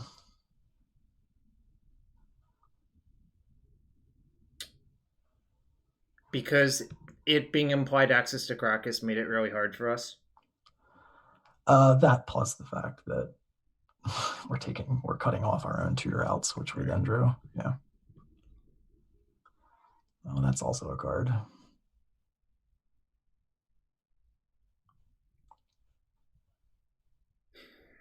Is there like anything counterintuitive we can do with this decay?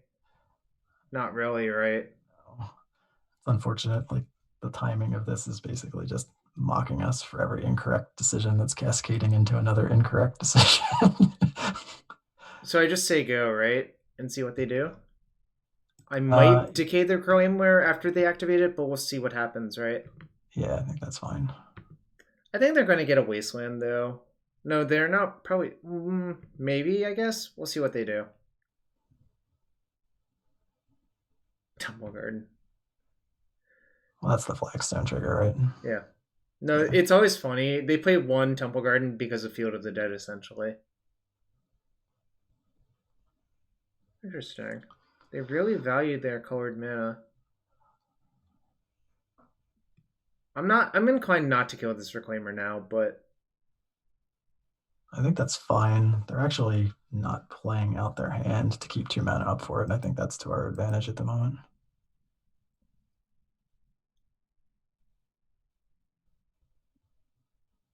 well, I think they're gonna play something out this turn, right? Maybe.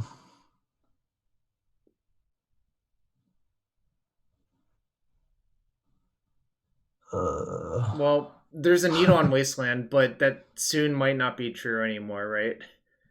Yeah. Um, I'd probably have to decay that one if I had to guess.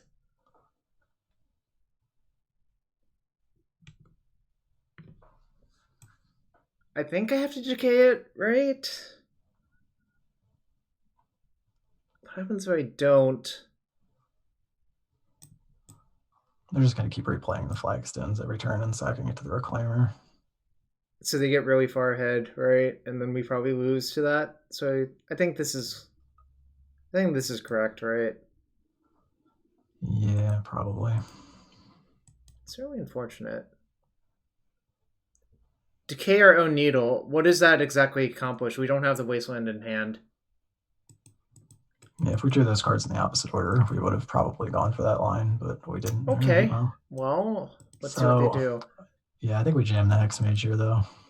Maybe they're relatively confident we can't do anything because we haven't done anything, and they go for some other combination of cards that aren't the knight. Yeah, if I were them, I would play both of those cards out, probably. One thing they can also do is they can get Valakut as well and play the Dryad and try to force the action as well. But I don't think that's great. Well, we're giving them the option, so there they go. There's the Valakut.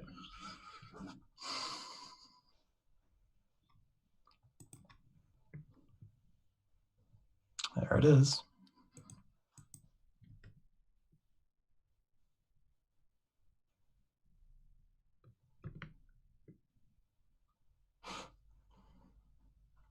If they point this there and we just let that happen 100 times out of 100. I'm okay with that.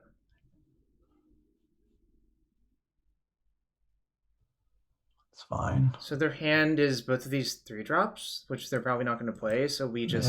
They have one unknown. I'm just going to go for it now. Yeah, I don't think it's getting better. Whoops.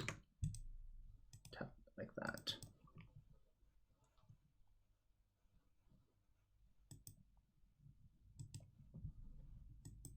I think if they had... Actually, I think it's better for them if they don't play Dryad, but... They let us go to main phase. That's interesting.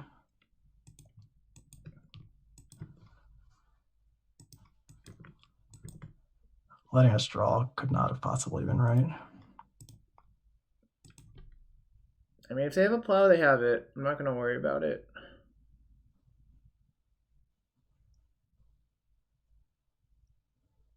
Yeah, they definitely could have gained life off of the knight. I think they left 3 up for the Karakas and 2 for the Reclaimer, was why they passed with 3. No, they don't play Radiant Fountain. Or at least all of the versions I've seen don't. Sam, obviously a Radiant Fountain would win them the game, but let's not worry about that.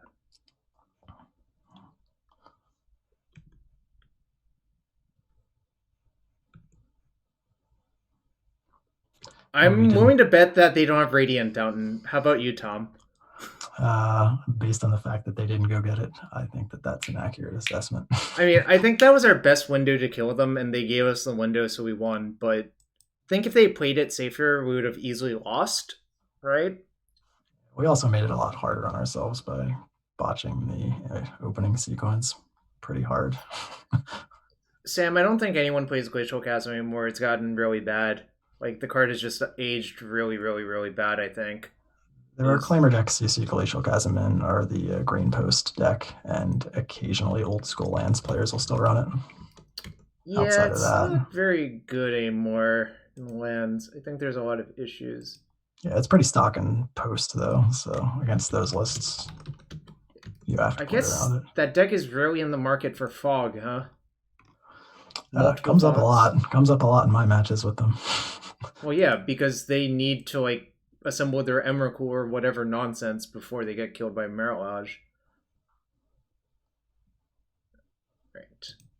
All right. Before we start the next match, I'll make this gamble a little bit faster or a little bit longer, and we'll answer more questions.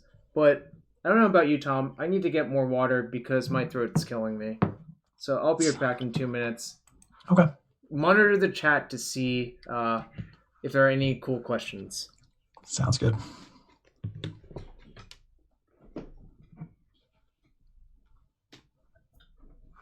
Yeah, Into Play has been the player that's been crushing the challenges. But that list has been showing up kind of everywhere for about the past month or so.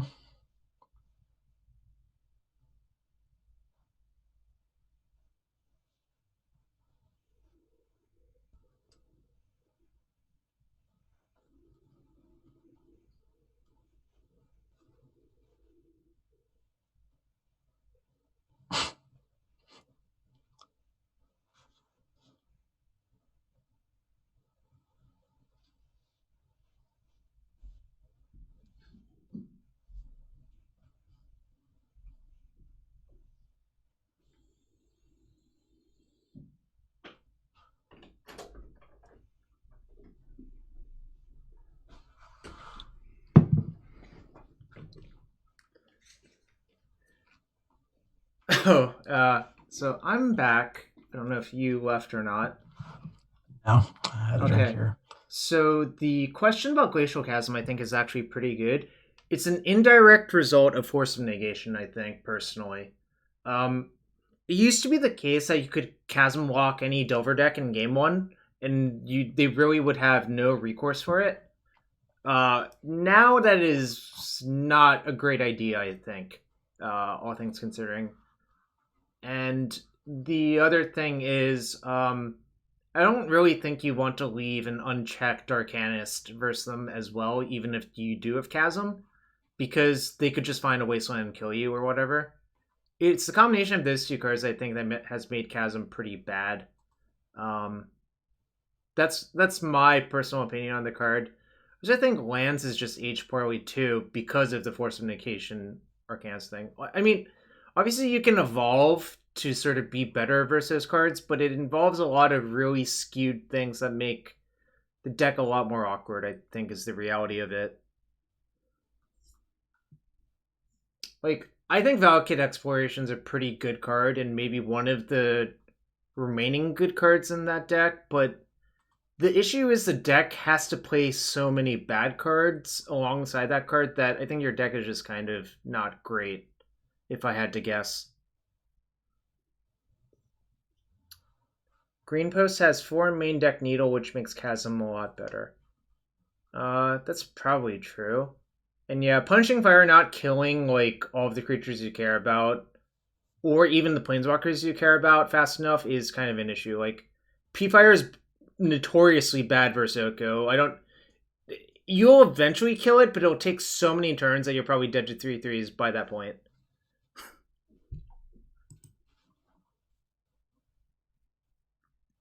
I think a while ago, the like old like 4-color control decks, P-Fire would literally kill all of their planeswalkers, then them, like over time.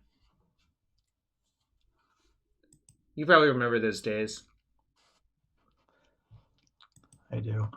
I also appreciate how your record still leaves my prediction open to being accurate. What's that? My prediction of what? Your record on your overlay leaves the option of my prediction still being correct. Oh, but the record is not actually correct. I thought you were just doing it to be nice to me.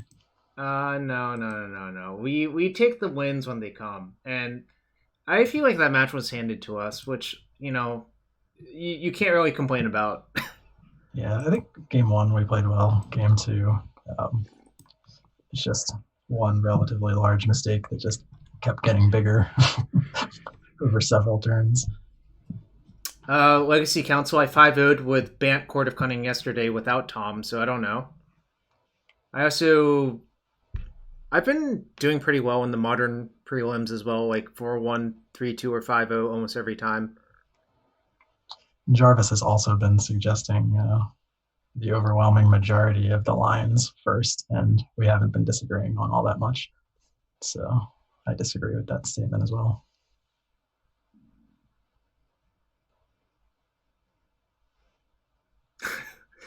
Well, you probably don't suck, but also there's variance in the game.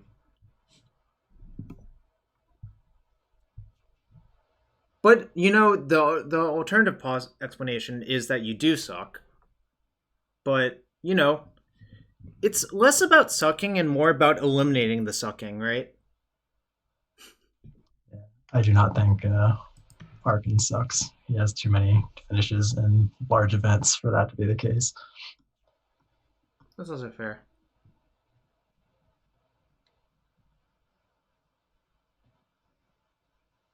Do you know what this person plays? I feel like I've played them a bunch before, but I'm blanking on what it was. Well, do you keep this hand? Probably not. No path to the combo. I do not. All right. There it is. Let me think about it. I definitely want to bottom one of the stages. The second card is more debatable, I think. Yep. If you really wanted it, you could technically look the person up. I guess I technically will. I mean, this is not a great way, but actually, like, real tournaments are sort of like this nowadays, aren't they? Online they are, that's for sure. Their last deck was Bant Food Chain in August. I'm going to pretend that that's not accurate, so, you know.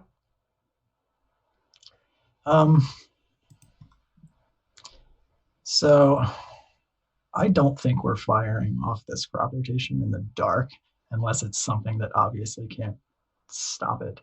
So if it's like elves or something along those lines, then maybe we're firing it off. But most of the format, we're not firing that crop rotation off on turn 2. So the question is, do we want to try to beat Daze or not? So if we're not worried about Daze, we can just go for the Gemstone Mine Petal Depths Hexmage, and then we don't particularly need the crop rotation. All right. I think that's reasonable. It was between rotation and Hexmage for me, actually.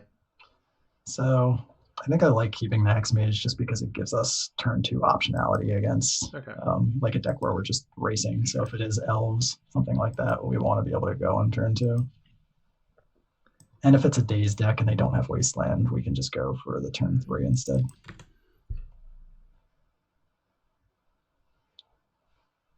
How many times have you forced someone to block with Emrakul? That's the real question. A lot, actually. Yeah, same here. The last time I played JPA when I was playing this deck, I made him block with Emrakul on turn 2. As lands, which is a lot more impressive, actually.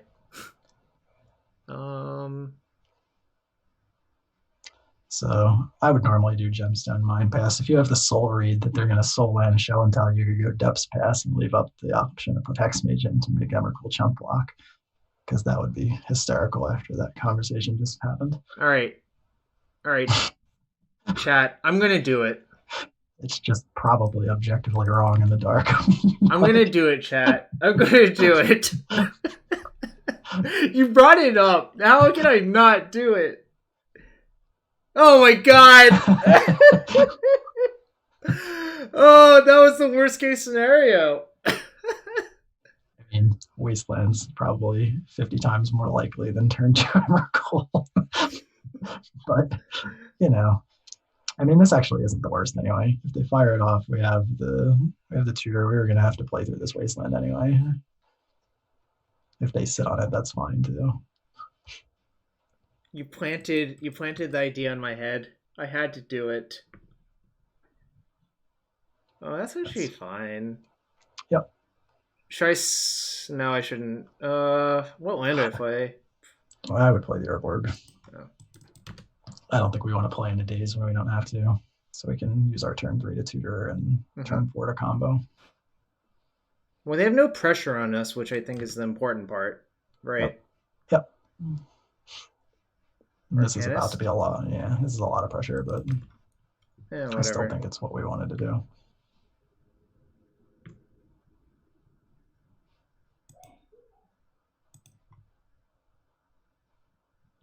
Probably play Stage. Yep, we don't want to have to resolve a spell next turn. Wait. So. What? So I'm playing the Scrying off of Stage and Petal? Yeah, otherwise we're 2 turns away, or we have to resolve the Hexmage next turn after they saw 7 cards off of their probable cantrip plus Dreadhorde cantrip plus draw step.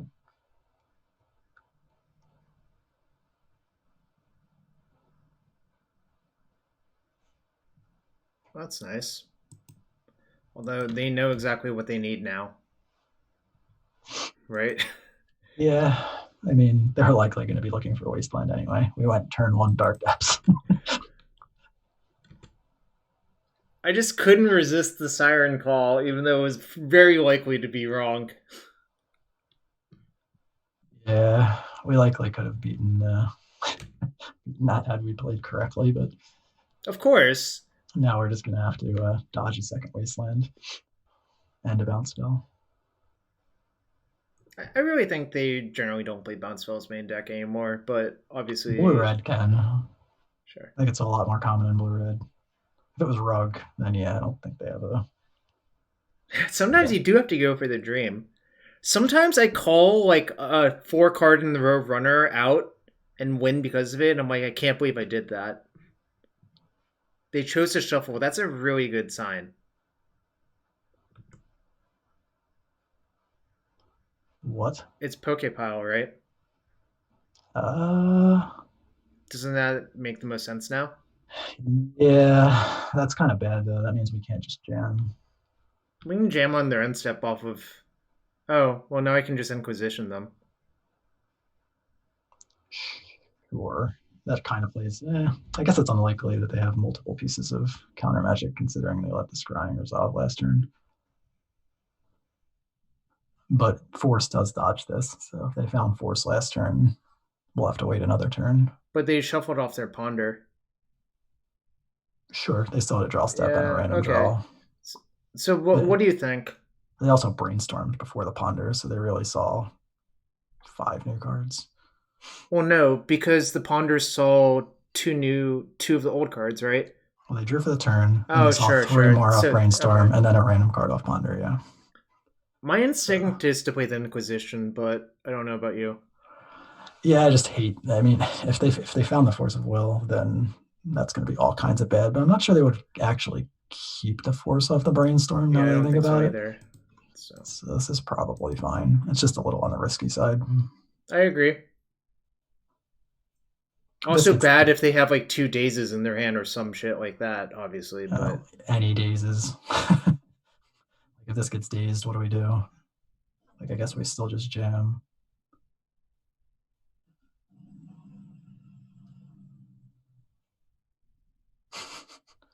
I think it was like pretty complicated if we were supposed to just say go or not here. But the problem is I know that deck plays Stifle.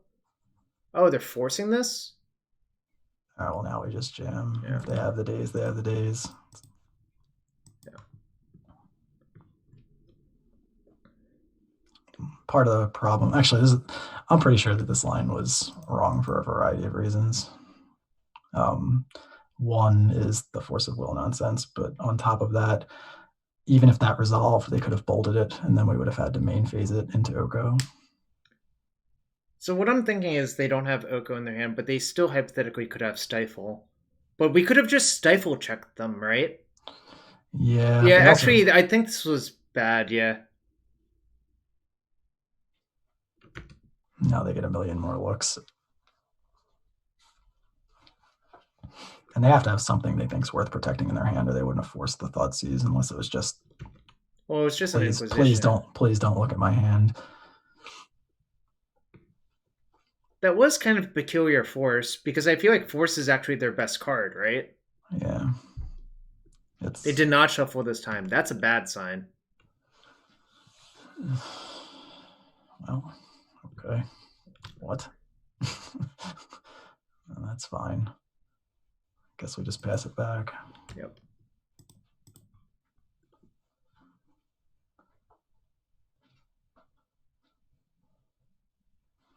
Yeah, I guess they really didn't have the Oko. Yeah. It's hard to tell sometimes, obviously, but... Oh, maybe they'll play it here now with the flying blocker.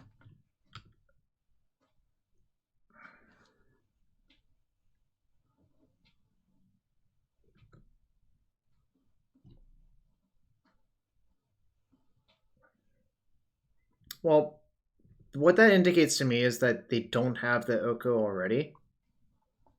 But they obviously could find it, right? Yeah. Could also find Wasteland here. Could also already have Stifle. There's a lot of things that... Yeah. That's... I think the Stifle thing also means we could have just waited until end step last turn and just done it. And it probably would have been better, because if we get Stifled, we can also... I mean, Stifle's a delaying tactic, but the problem is a delaying tactic is almost good enough here because of Arcanist, right? Yep. So...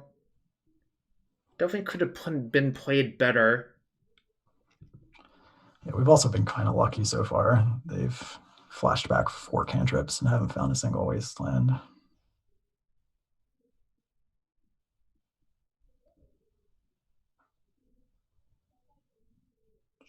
Sure. So that just redraws the card that they brainstormed away, right? Yeah. All right. Start eating Stifles.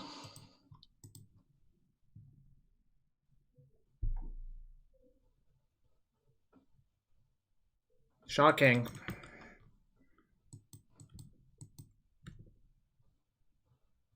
It's pretty good. Yeah, it's a little bit risky, but I think I'm still supposed to cast it. It's not that risky. They would need double bolt for this to kill us, right? In addition to the flashbacked bolt. I guess I take Force because the scrying for Sejiri Steppe might matter. Yeah, I think so.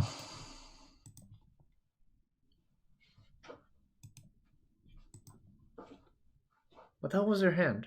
Double brainstorm. Okay, I just had all of the zones popped out, so I got confused for a sec.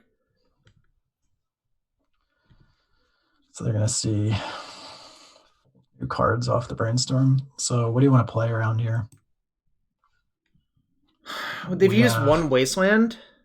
They have 3 Wastelands and probably 2 to 3 Stifles remaining on the going rewarded plan, and then probably 2 copies to 3 copies of Oko that would max punish us for going. I think we can wait, but I'm not totally sure. So I guess technically they're drawing. I think, doesn't that deck only play 2 Stifle? I think it's 3. 3? It's like 2 to 3 range, right? And 4 Wasteland? Yes. And then the Oko Euro would technically keep them alive too. This is so complicated to figure out. All right. I'm going to...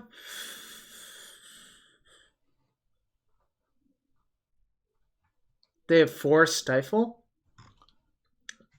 But the problem is, if they brainstorm in a Stifle and I do it right now, then they get to free up their mana, right? Yeah. I mean, but we can't I can't figure it out. I'm just going to say go. I'm sure there's a correct answer.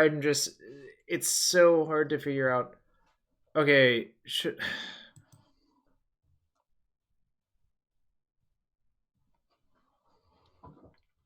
what would you do? You're sitting at home in your pajamas.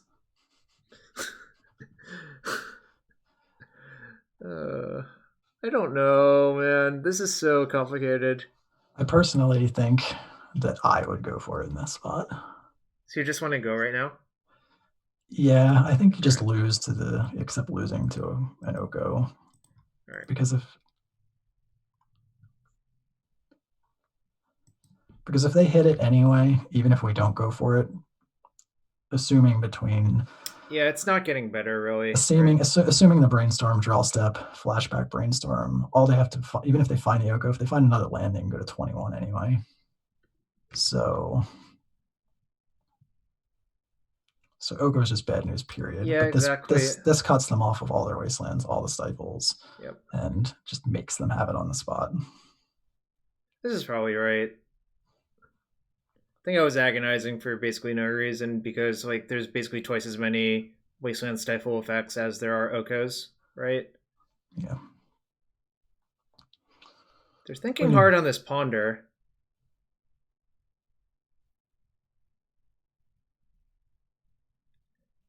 I feel like this game would have been a lot easier if I hadn't just Maniac played Depths on turn 1. Yes, it would have. Okay, they shuffled off Ponder. Okay. So they're going to have to... Oh, that's really good. Now they need land plus Oko. Or have something like main deck Borrower. She chose to shuffle again. Oh, there's the land. Looks like they found it. That was Sag.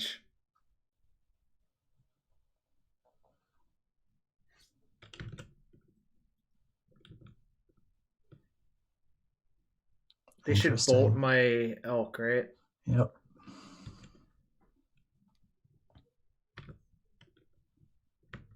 No, I think you're right. I think it's just a mathematically correct way to do what happened. I think we can pack it in now. 1, 2, 3, 4, 5. It's actually exactly 8 damage. Yep. So we can't even draw out. Even if they don't go for it, we still can't draw out because we still need a turn, right? Yep. I mean, they had to hit on that blind Ponder draw. It was they either hit the missing land or they hit the Oko. It's possible that they already had lands in hand, right? Though. Sure, but they hit one or the other off of that last draw. So I assume you like Decay. Do you like Safekeeper? Do you like Fluster? I do like having a couple of Flusters here. They're not super great because the deck also runs Wastelands and Okos and stuff like that just kind of like naturally work through it. The Not of This Worlds aren't really great. Like it stops block plus Oko, but yeah. Safekeeper sort of does that better if you want a couple of them.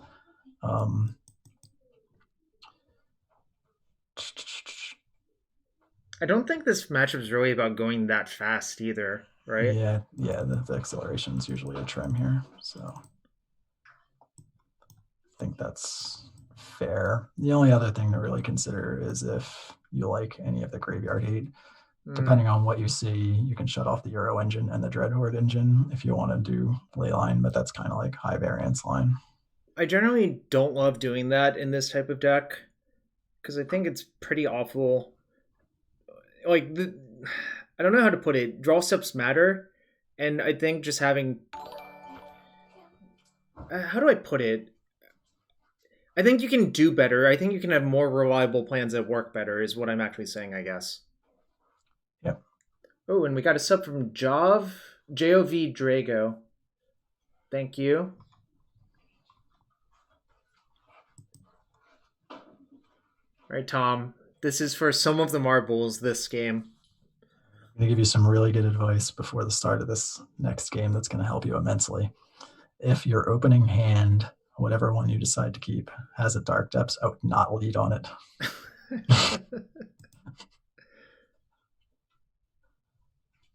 I guess the Dark Depths. I guess I keep actually, right? This hand's pretty good, actually. So while this hand's slow, we can jam Needle on Wasteland right off the bat. But I can't waste them. I mean, you're more than welcome to go stage pass if you want.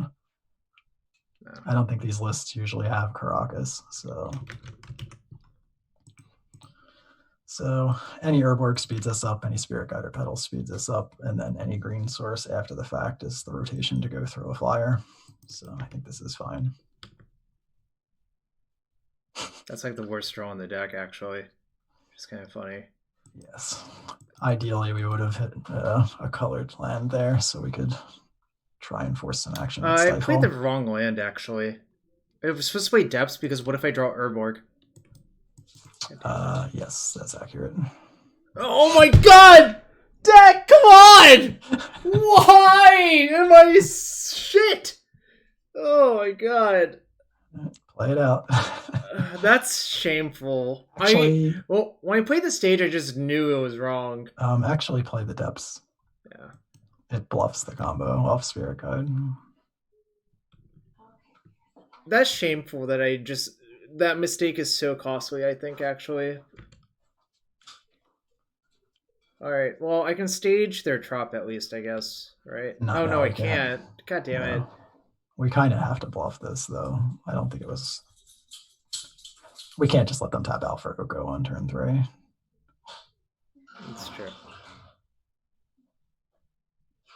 Well, no, they might just do it anyways behind a collateral. Oh, I guess we didn't know that they had collateral, right? Yep. They have to have both to make that play. Oh my god, Tom, if that costs... I mean, it's bad, yeah, because it's also bad. At least now we'd be attacking and the collateral would be out of the way. We're a full turn behind you.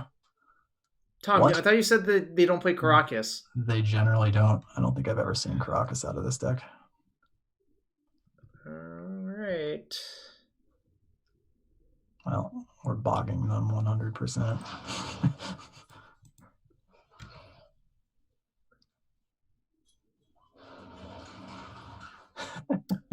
I wonder if we would have lost to that Karakas. Probably not. They probably just play it and say go, right?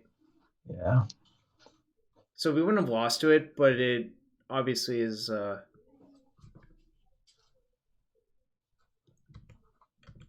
So...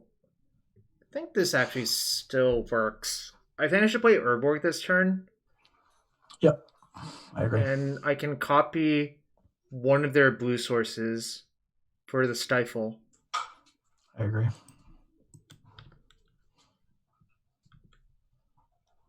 And also it's a green source too, which is kind of nice.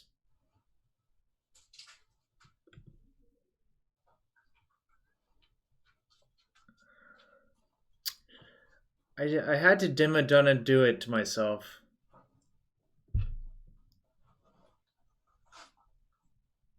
I knew it was wrong. Yeah, I think if we sequence that right, we already have the green-blue source. Probably, yeah. Probably 2 of them, actually. Yeah, then we'd be in decent shape, actually, I think. Instead, this game's going to get a lot harder for basically no reason, right? Yeah. At least in the last game, we did it for entertainment value. It's true. Yeah, I was being maniacal, but it was clearly not correct. So, you know, is what it is. We did cite out these Not of These Worlds, right? So I can't even draw that. All right. No.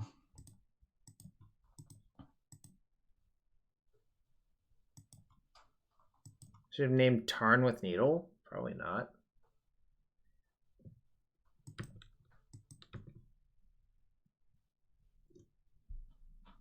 Show them how powerful we are, needling our own cards.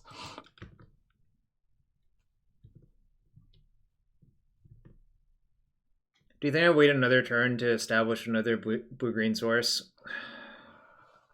So the problem is, like, we lose to a counter anyway, which they almost certainly have, and have enough mana to hardcast any of them, so we're not even shutting off Force of Negation by doing anything on their turn. They'll probably wait till our upkeep anyway. I think we kind of like... We almost have to draw into multiple pieces of interaction. So do you think I make it here? I don't think so. I think what happens here, if we make it, is they Karakas, we Stifle, they counter to Stifle, and we lose the game. Right. Is Submerge something to look out for? I mean, yeah, now that they can hardcast it, but we've also have turned it on, unfortunately. But I think it was correct for us to make a blue-green source here 100% of the time, given our hand. They also have 6 mana, and they can just hardcast Submerge. Yep. So I mean, obviously, it's a lot better for them to just cast it for 0, but Although along those lines, it might be right to copy the basic with the second stage. You want to copy Basic Island? I mean, we can crop rot the tropical island away if we're actually concerned about that at some point. Right. Oh, we got a raid from Anu. We're finishing up a league. We're 4-0. Yes, I think they saw Rainbow Land game 1, right? Yes.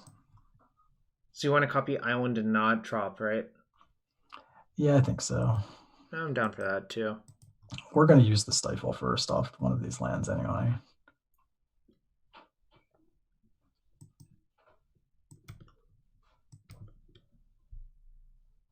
All right, well, now we have all of the interaction up, so it's just a matter of whether we want to still lose to a counter or just wait until we theoretically draw something that they feel inclined to counter, either a Safekeeper or a discard spell or something along those lines. Could also start slow thawing, but I don't think that's actually going to work for a lot of reasons. Yeah, agreed.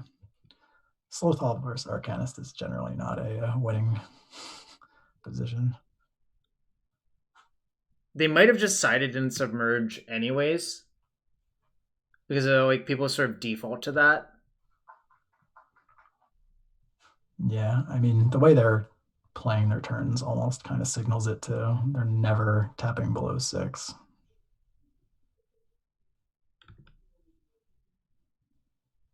Oh, was I supposed to make it right there and try to block?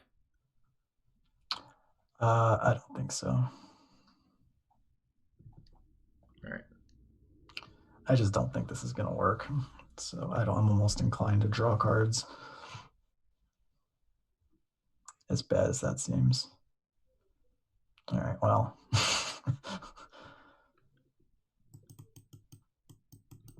Now, since they're going to, well, now they're over 22. This is just really bad.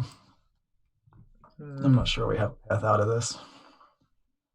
Let's think about it. But probably conclude we're dead, unfortunately. Yeah, it takes 2 swings to get through the Quaddle because Step's not even on the table now at a virtual 23. So even if the Stifle stops the Karakas, where does that get us? It doesn't get us anywhere. So I guess I have to take a draw step now because of that food token, right? Yep. It kind of sucks, but is what it is. I think this is a harder matchup than traditional Snow for obvious reasons. That's actually fine. Is it? Does it actually do anything? So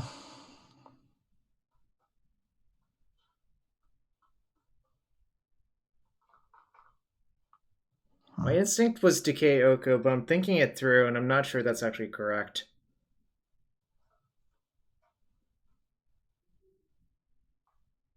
It might be correct actually, but the problem is Karakas plus them being over 20, right? Yep.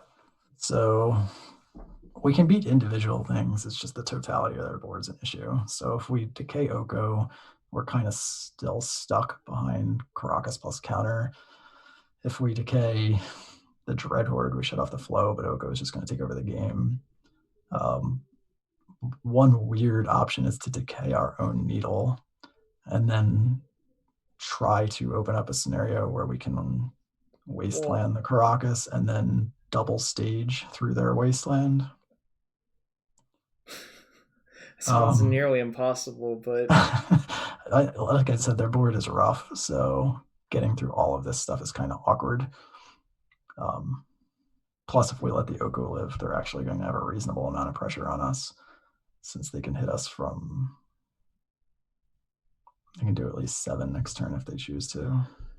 I think I'm going to decay the Oko for that reason, but it's pretty bad all around, right? Yeah. There's not to mention the fact that they could very easily have a Veil in their hand and it's like pretty awful, but yeah, I mean, if they it literally doesn't matter what I do, I think. Yeah. I think we can just scoop from here. I don't think we're beating this.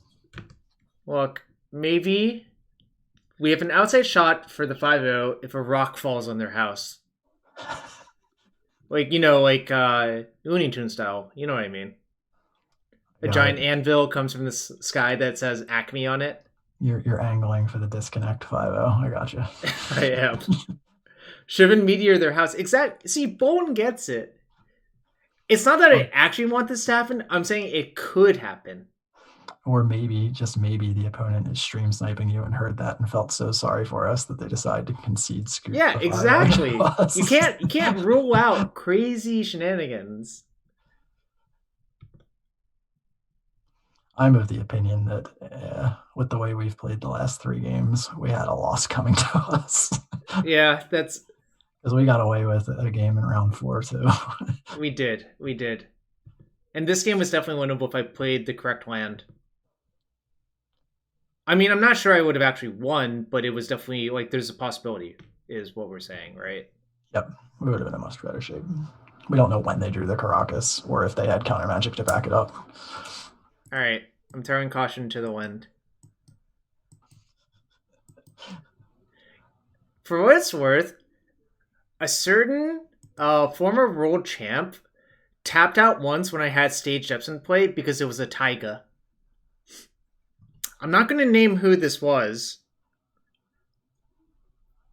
but it felt pretty darn good to ambush them, obviously. Curious. Why did we tap this way? How did you want me to tap? Probably should have tapped the Wasteland instead of the second stage with the blue-green source, right?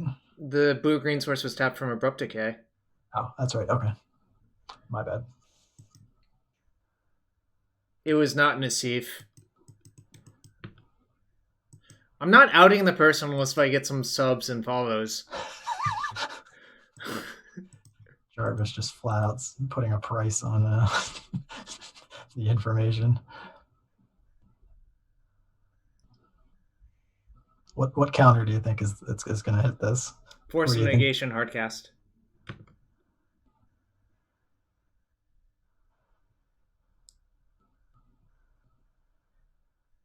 Did you know that Worlds used to have Legacy component to it as one of the 3 formats? Like the 18-round Worlds. I did not know that. It was a long time ago, obviously. You win your own challenge, Jarvis. Force of Negation. Yeah, thanks, Monkrez knows. Monkrez knows what side. Oh my god. Alright. RIP 5-0, chat. But, 4-1's decent. And we did not do things completely. And Nassif actually never won a Worlds. Alright, Dom, if you sub, I'll tell you. But I'll only tell you. If other people sub, then I'll tell everyone. Oh yeah, we have to pay it out. We lost that match. It was sad.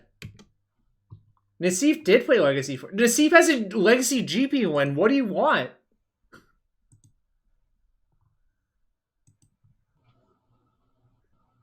Bolin says I'm getting a hang of this whole Twitch thing. Alright, postmortem. We played kind of loose in the last 2 matches and got away in one of them, but did not in the other. In the other 3 matches, I think we played fine, at least, if not decent.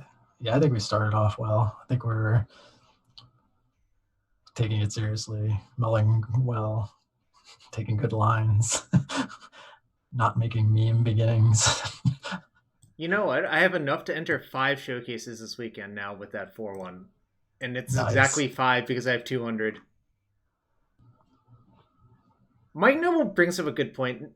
The GP Nassif won. Mike Noble lost him because he drew his natural order target. It was not Seth. But Seth is a good guess, actually, Dom. Because that is something Seth would fall for exactly once, then learn his lesson real hard. No, I think it's someone who's generally much sharper in all of the games I've played with and against them. Or not with, but watching them play and playing against them. And it's someone who used to play a lot of Legacy on MTGO.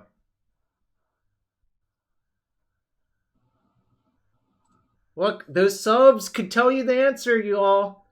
See, this is the correct way to show, Tom. I'm not big on the shilling. Reed is not a world champion, unfortunately, but Reed would. Honestly, I do not think Reed would be a good guess for that because Reed's really sharp about reading the board states and not walking into an on-board trick like that. Although, I guess the first time you lose to that, it's pretty non-intuitive that like it's hard to see. Not BBD, not Paulo. Oh man, you know what they're doing? They're just naming all of the world champs until I'm forced to admit it. They figured out the game.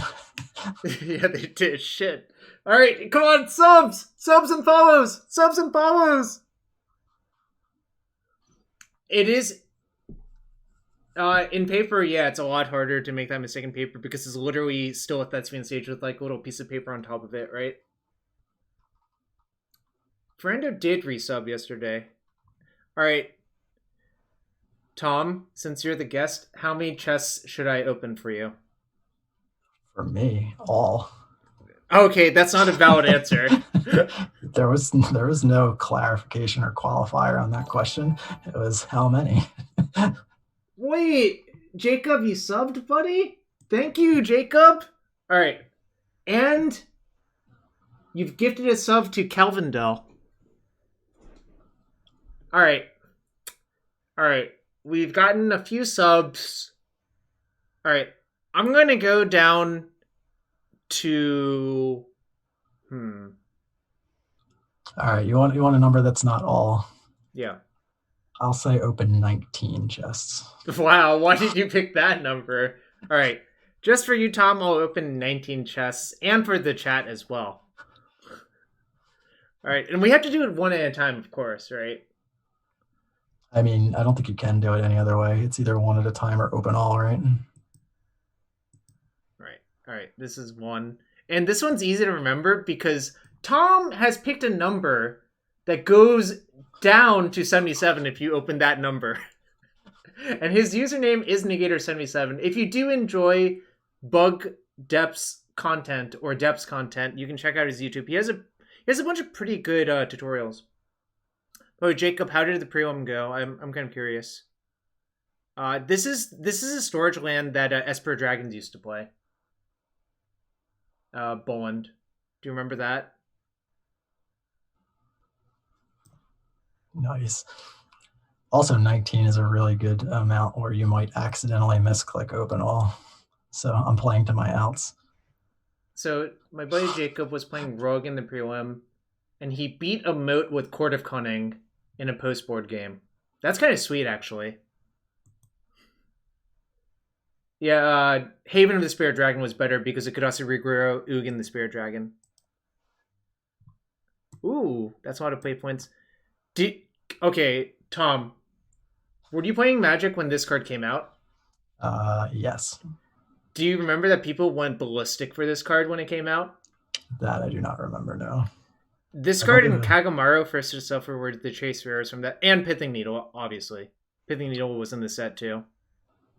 Chase rare at like 90 cents? No, back then chase rares were like $30. Yeah, this was also in Saviors, like Kuda Born of Ash. So you're saying that Born of Ash card was like the Balduvian horde of that set? Probably, yeah. The $30 card soon to be 15 cents. Pithing Needle mostly retained its value for most of that standard. Oh, Twin Cast was also in that set. This is from Avison, restored notoriously bad format for limited. Anu says hi. But is Anu even here? Why are people spamming Anu says hi? It's like mind-boggling to me. I'm guessing before he ended his stream, he told his chat to say hi. Nice. This has to be worth something. It looks pretty cool, actually. For those of you who don't know, I actually hate these IRL because they're all foil, but I think online they actually look kind of cool. Does that make me a crazy person? No. You guess 5 tickets? Wow. It's apparently 14 tickets. That's pretty nice. I don't know, Jarvis. This open wall is starting to look a lot more attractive. 125 play Oh, points. God. Wait, we opened another Akuta Barnamash? What the hell? How is this possible? What? That's so unlikely. Oh, Iro, they aren't all foil? Oh, fair enough. I think the non-foil ones would be kind of cool then. Alright, we're halfway to our playset of Akuta Bornavash. Jacob, you know what I do with the extras? I just move them to my old account because I don't want to look at the garbage. And actually, the more cards you have on your account, the slower MTGO loads because it actually loads every individual card. So that's why I have an old account that has like thousands of worthless cards on it. I think if you get to a playset of that card, you have to play a legacy deck with 4 of in the main deck of that card through a league. I really hope that doesn't happen. You have to remember this card, right? Yeah, the trio. Yeah, this was like the original Voltron. Why was Ambient Creps timed out? Did they do something?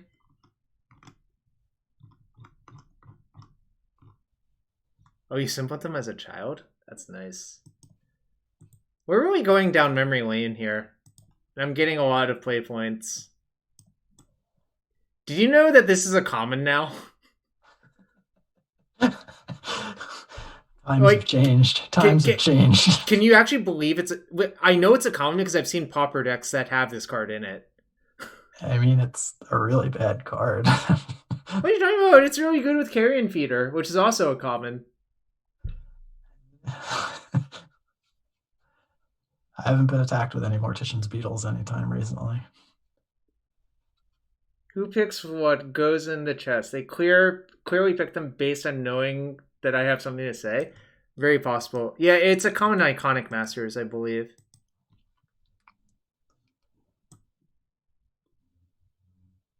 Great.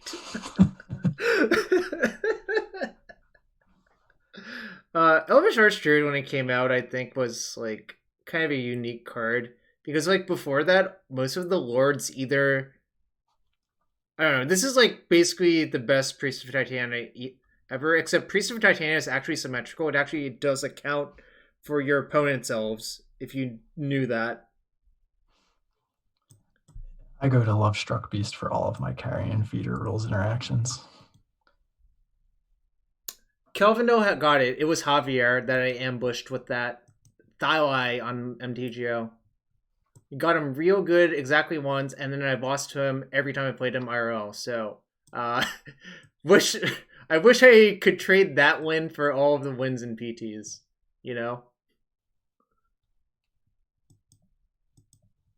I guess with the gifted sub, I was kind of priced into revealing the answer. Whoa! This can't be worth anything anymore, can it? I have no idea what the EDH cards are worth on online. Well, this is the Zendikar Rising reprint of it. This is originally from Battle Bond, I believe. Yeah, I would imagine. Yeah, somebody in the chat said that that's probably worth a lot in paper. I could see that. It's 1 ticket, which is fine. All right, we're running out of time here to get the play set of Ash. This was a standard playable card, which tells you how far standard has come, because no one would look at this card twice nowadays. Mill 2, baby, Mill 2. Well, yeah, you would just like go off and mill yourself and, you know, basically set up an Unearth engine.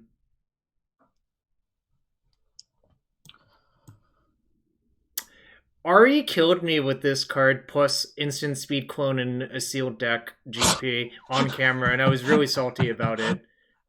Like, basically there's a blue instant speed clone in that limited the full black format, and I lost to him just locking down all my creatures and getting attacked for basically 20 damage. It's like Merit Lodge, essentially. I don't know what to tell you. Similar artwork, anyway. It was Fated Infatuation plus Shipbreaker, Kraken, and he had a lot of mana. So it was kind of nonsense. Ah, yes. This card is so bizarre because it doesn't actually target anything. So you can just tap it with no targets, and nothing will happen. Kind of like the art. It is cool art. That is the Avacyn symbol, if you knew. Yeah, I knew it looked familiar. I wasn't exactly sure what it was. And also, notoriously, the decks that played Corrupted Graphstone also played Worldbreaker and Kozilek's Return, and that card does not work very well with those cards. They don't actually have a color. I have so many random stories, I guess, about cards. Uh-oh. Oh, I almost thought... Wait. It looked funny for a second. I almost thought this was like a weird full art card, and it sort of is. Bro, remember when people were brewing with this card? I think it was Alex. Somebody played against it the other night. It's really not very good. It still shows up from time to time, but yeah, it's not good. I mean, you know what card it's actually really good with that probably almost no one has played is Flame Jab, if you know what that card is. I want to say that's like 5 damage to a target or something, but that's probably wrong. No, it's the Retrace card from, I believe, Eventide. That's red. Deal 1 damage to any target. Okay. So the reason it's good is you're forced to discard it to your Song of Creation at end step. So even if you draw land and brick off and don't do anything, you can still cast a spell, guaranteed. Fair enough. And it's also good with Uro and adventure creatures. Although if you have this in play and you're trying to Uro after it in like Legacy, I don't even understand what your deck is supposed to do.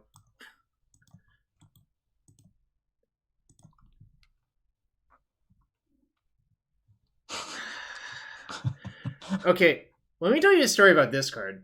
This card at one point in MTGO's history was worth like 50 tickets because there were like no invasion cards in MTGO.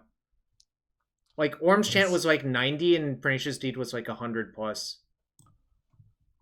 Kind of insane. There's a second one of that for the enchantment too, right? No, I believe the other one kills creatures. You're thinking of Aura Shards, I think. No, I thought there was 2 mutations.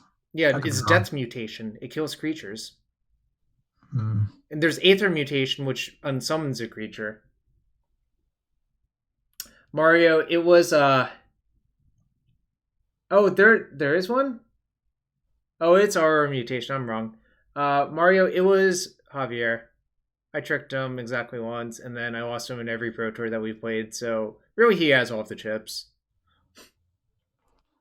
James, we decided that because our opponent went Island Go, and we were discussing that how many times Emrakul had to chump block Marilage, that it was correct to go Dark Depths Pass. In case if they went Solan Show and Tell. Which is clearly not correct, but it's kind of a meme, and they went Wasteland Go, and it spiraled from there. Look, we have Hex for our Akuda deck if we potentially get there. There you go. You've been doing well in the play point openings. Yeah, I'll probably do enough drafts to incinerate all of these points at some point. You know, remember when people went ballistic for JMD Tome? It's going back a ways. It's really not. Wait, this one actually quotes a real person? They don't really do that anymore. Oh, it's 8th edition, that's why.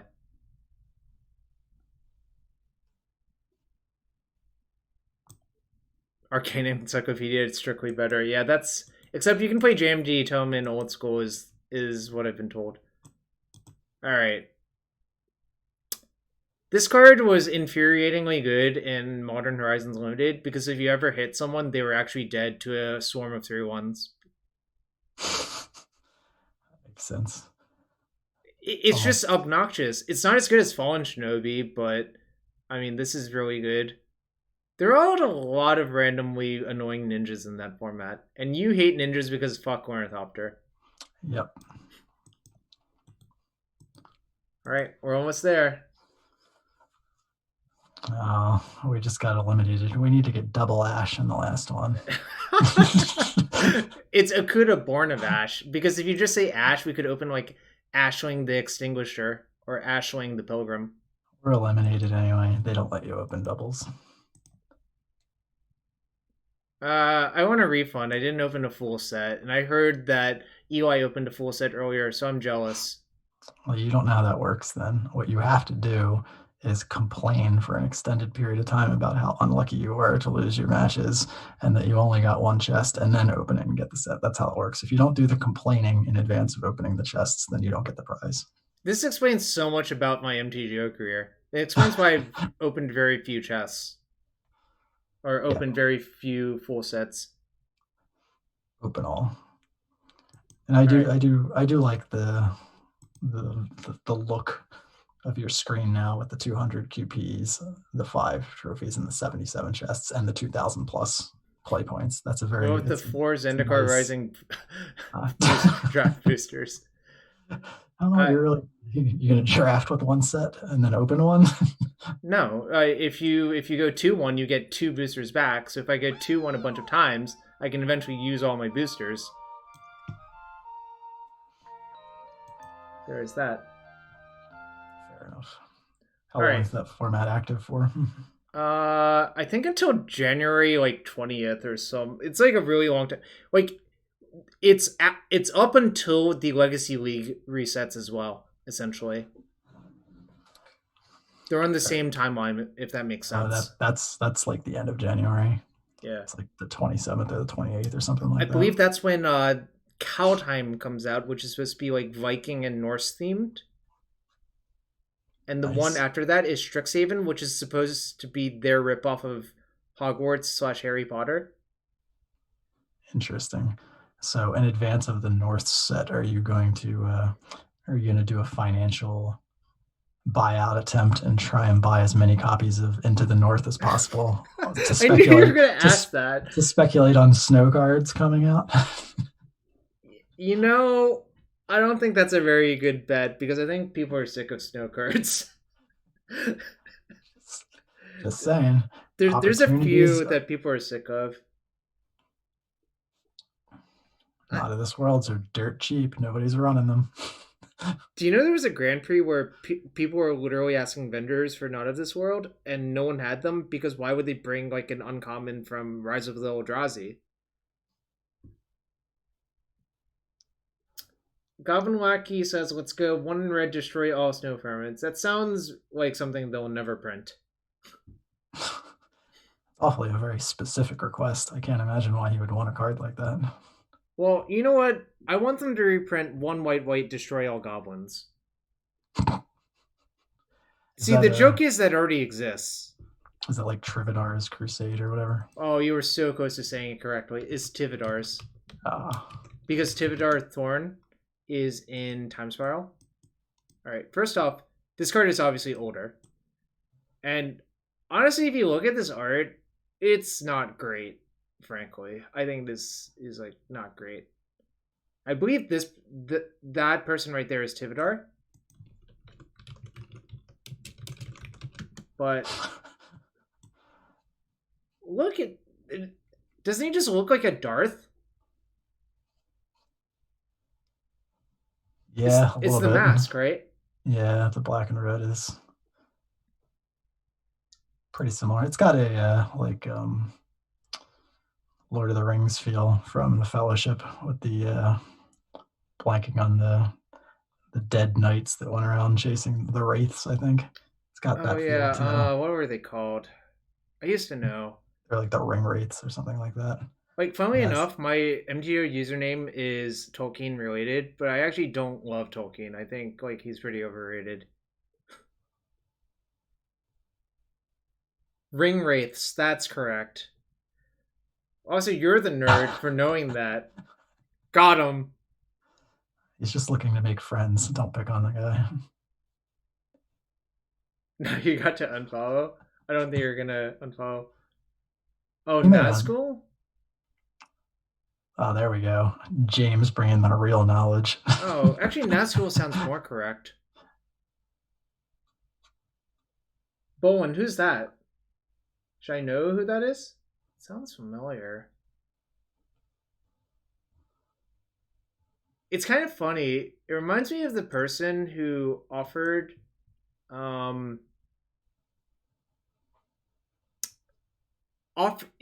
there was a person on Reddit who paid money to burn seances or have evidence of seances being burned.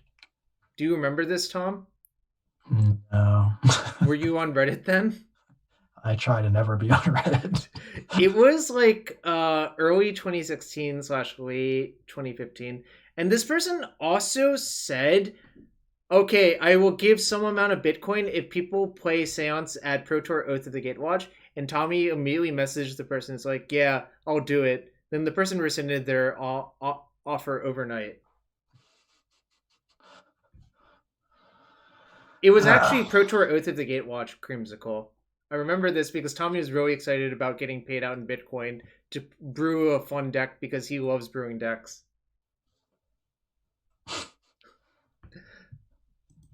So was that pre the MTG finance stuff, or that was after? I'm not sure. It's Seance, which has an accident E. All right. Let's see. So what did I actually collect? Oh yeah, we did not get a playset of Akuta Bornavash. Yeah, What a sad. ripoff, right? It's sad. Oh, I have the Tommy emote, which is Tommy could slip on a banana peel and gain a PT invite. Oh man, people are just okay. I think we need to call it now because people are just spamming random emotes, and also it's getting late-ish. It's not actually getting that late, but what's Dr. B's? Oh, I don't want to know. I've decided I don't want to know, but I will find someone else who's playing Magic. And also, Dom and I are going to be hanging out tomorrow, starting around noon Eastern, shooting some shit about what's going on in the Zendikar Rising Championship or whatever. So there will be nonsense. Nice, I'll check that out. Looks like the Legacy pitch streaming. I don't know if there's any other Legacy going on. I'll check. I'm still not any closer to figuring out what I should play on Sunday. I'll probably be boring, register some blue deck. Oh, Caleb is playing Legacy with Mono Black. Come on. I mean, Caleb Jarvis. definitely got lucky versus you, right? Jarvis, the man won the role, went Ritual sees him into Liliana, and then posted it to YouTube, and the title of the entire league was Versus the Trophy Leader. But he's wrong. You're not even the trophy leader. Yes, I am. Wait, you still are? Yeah. Did Jeff give up? No, he didn't give up, but you're ahead by 3. So he dunked on me pretty hard this week. All right, we're rating Caleb. I mean, all joking aside, I think Caleb is a pretty good watch, personally. Yeah, it was fun going back and watching it after the fact.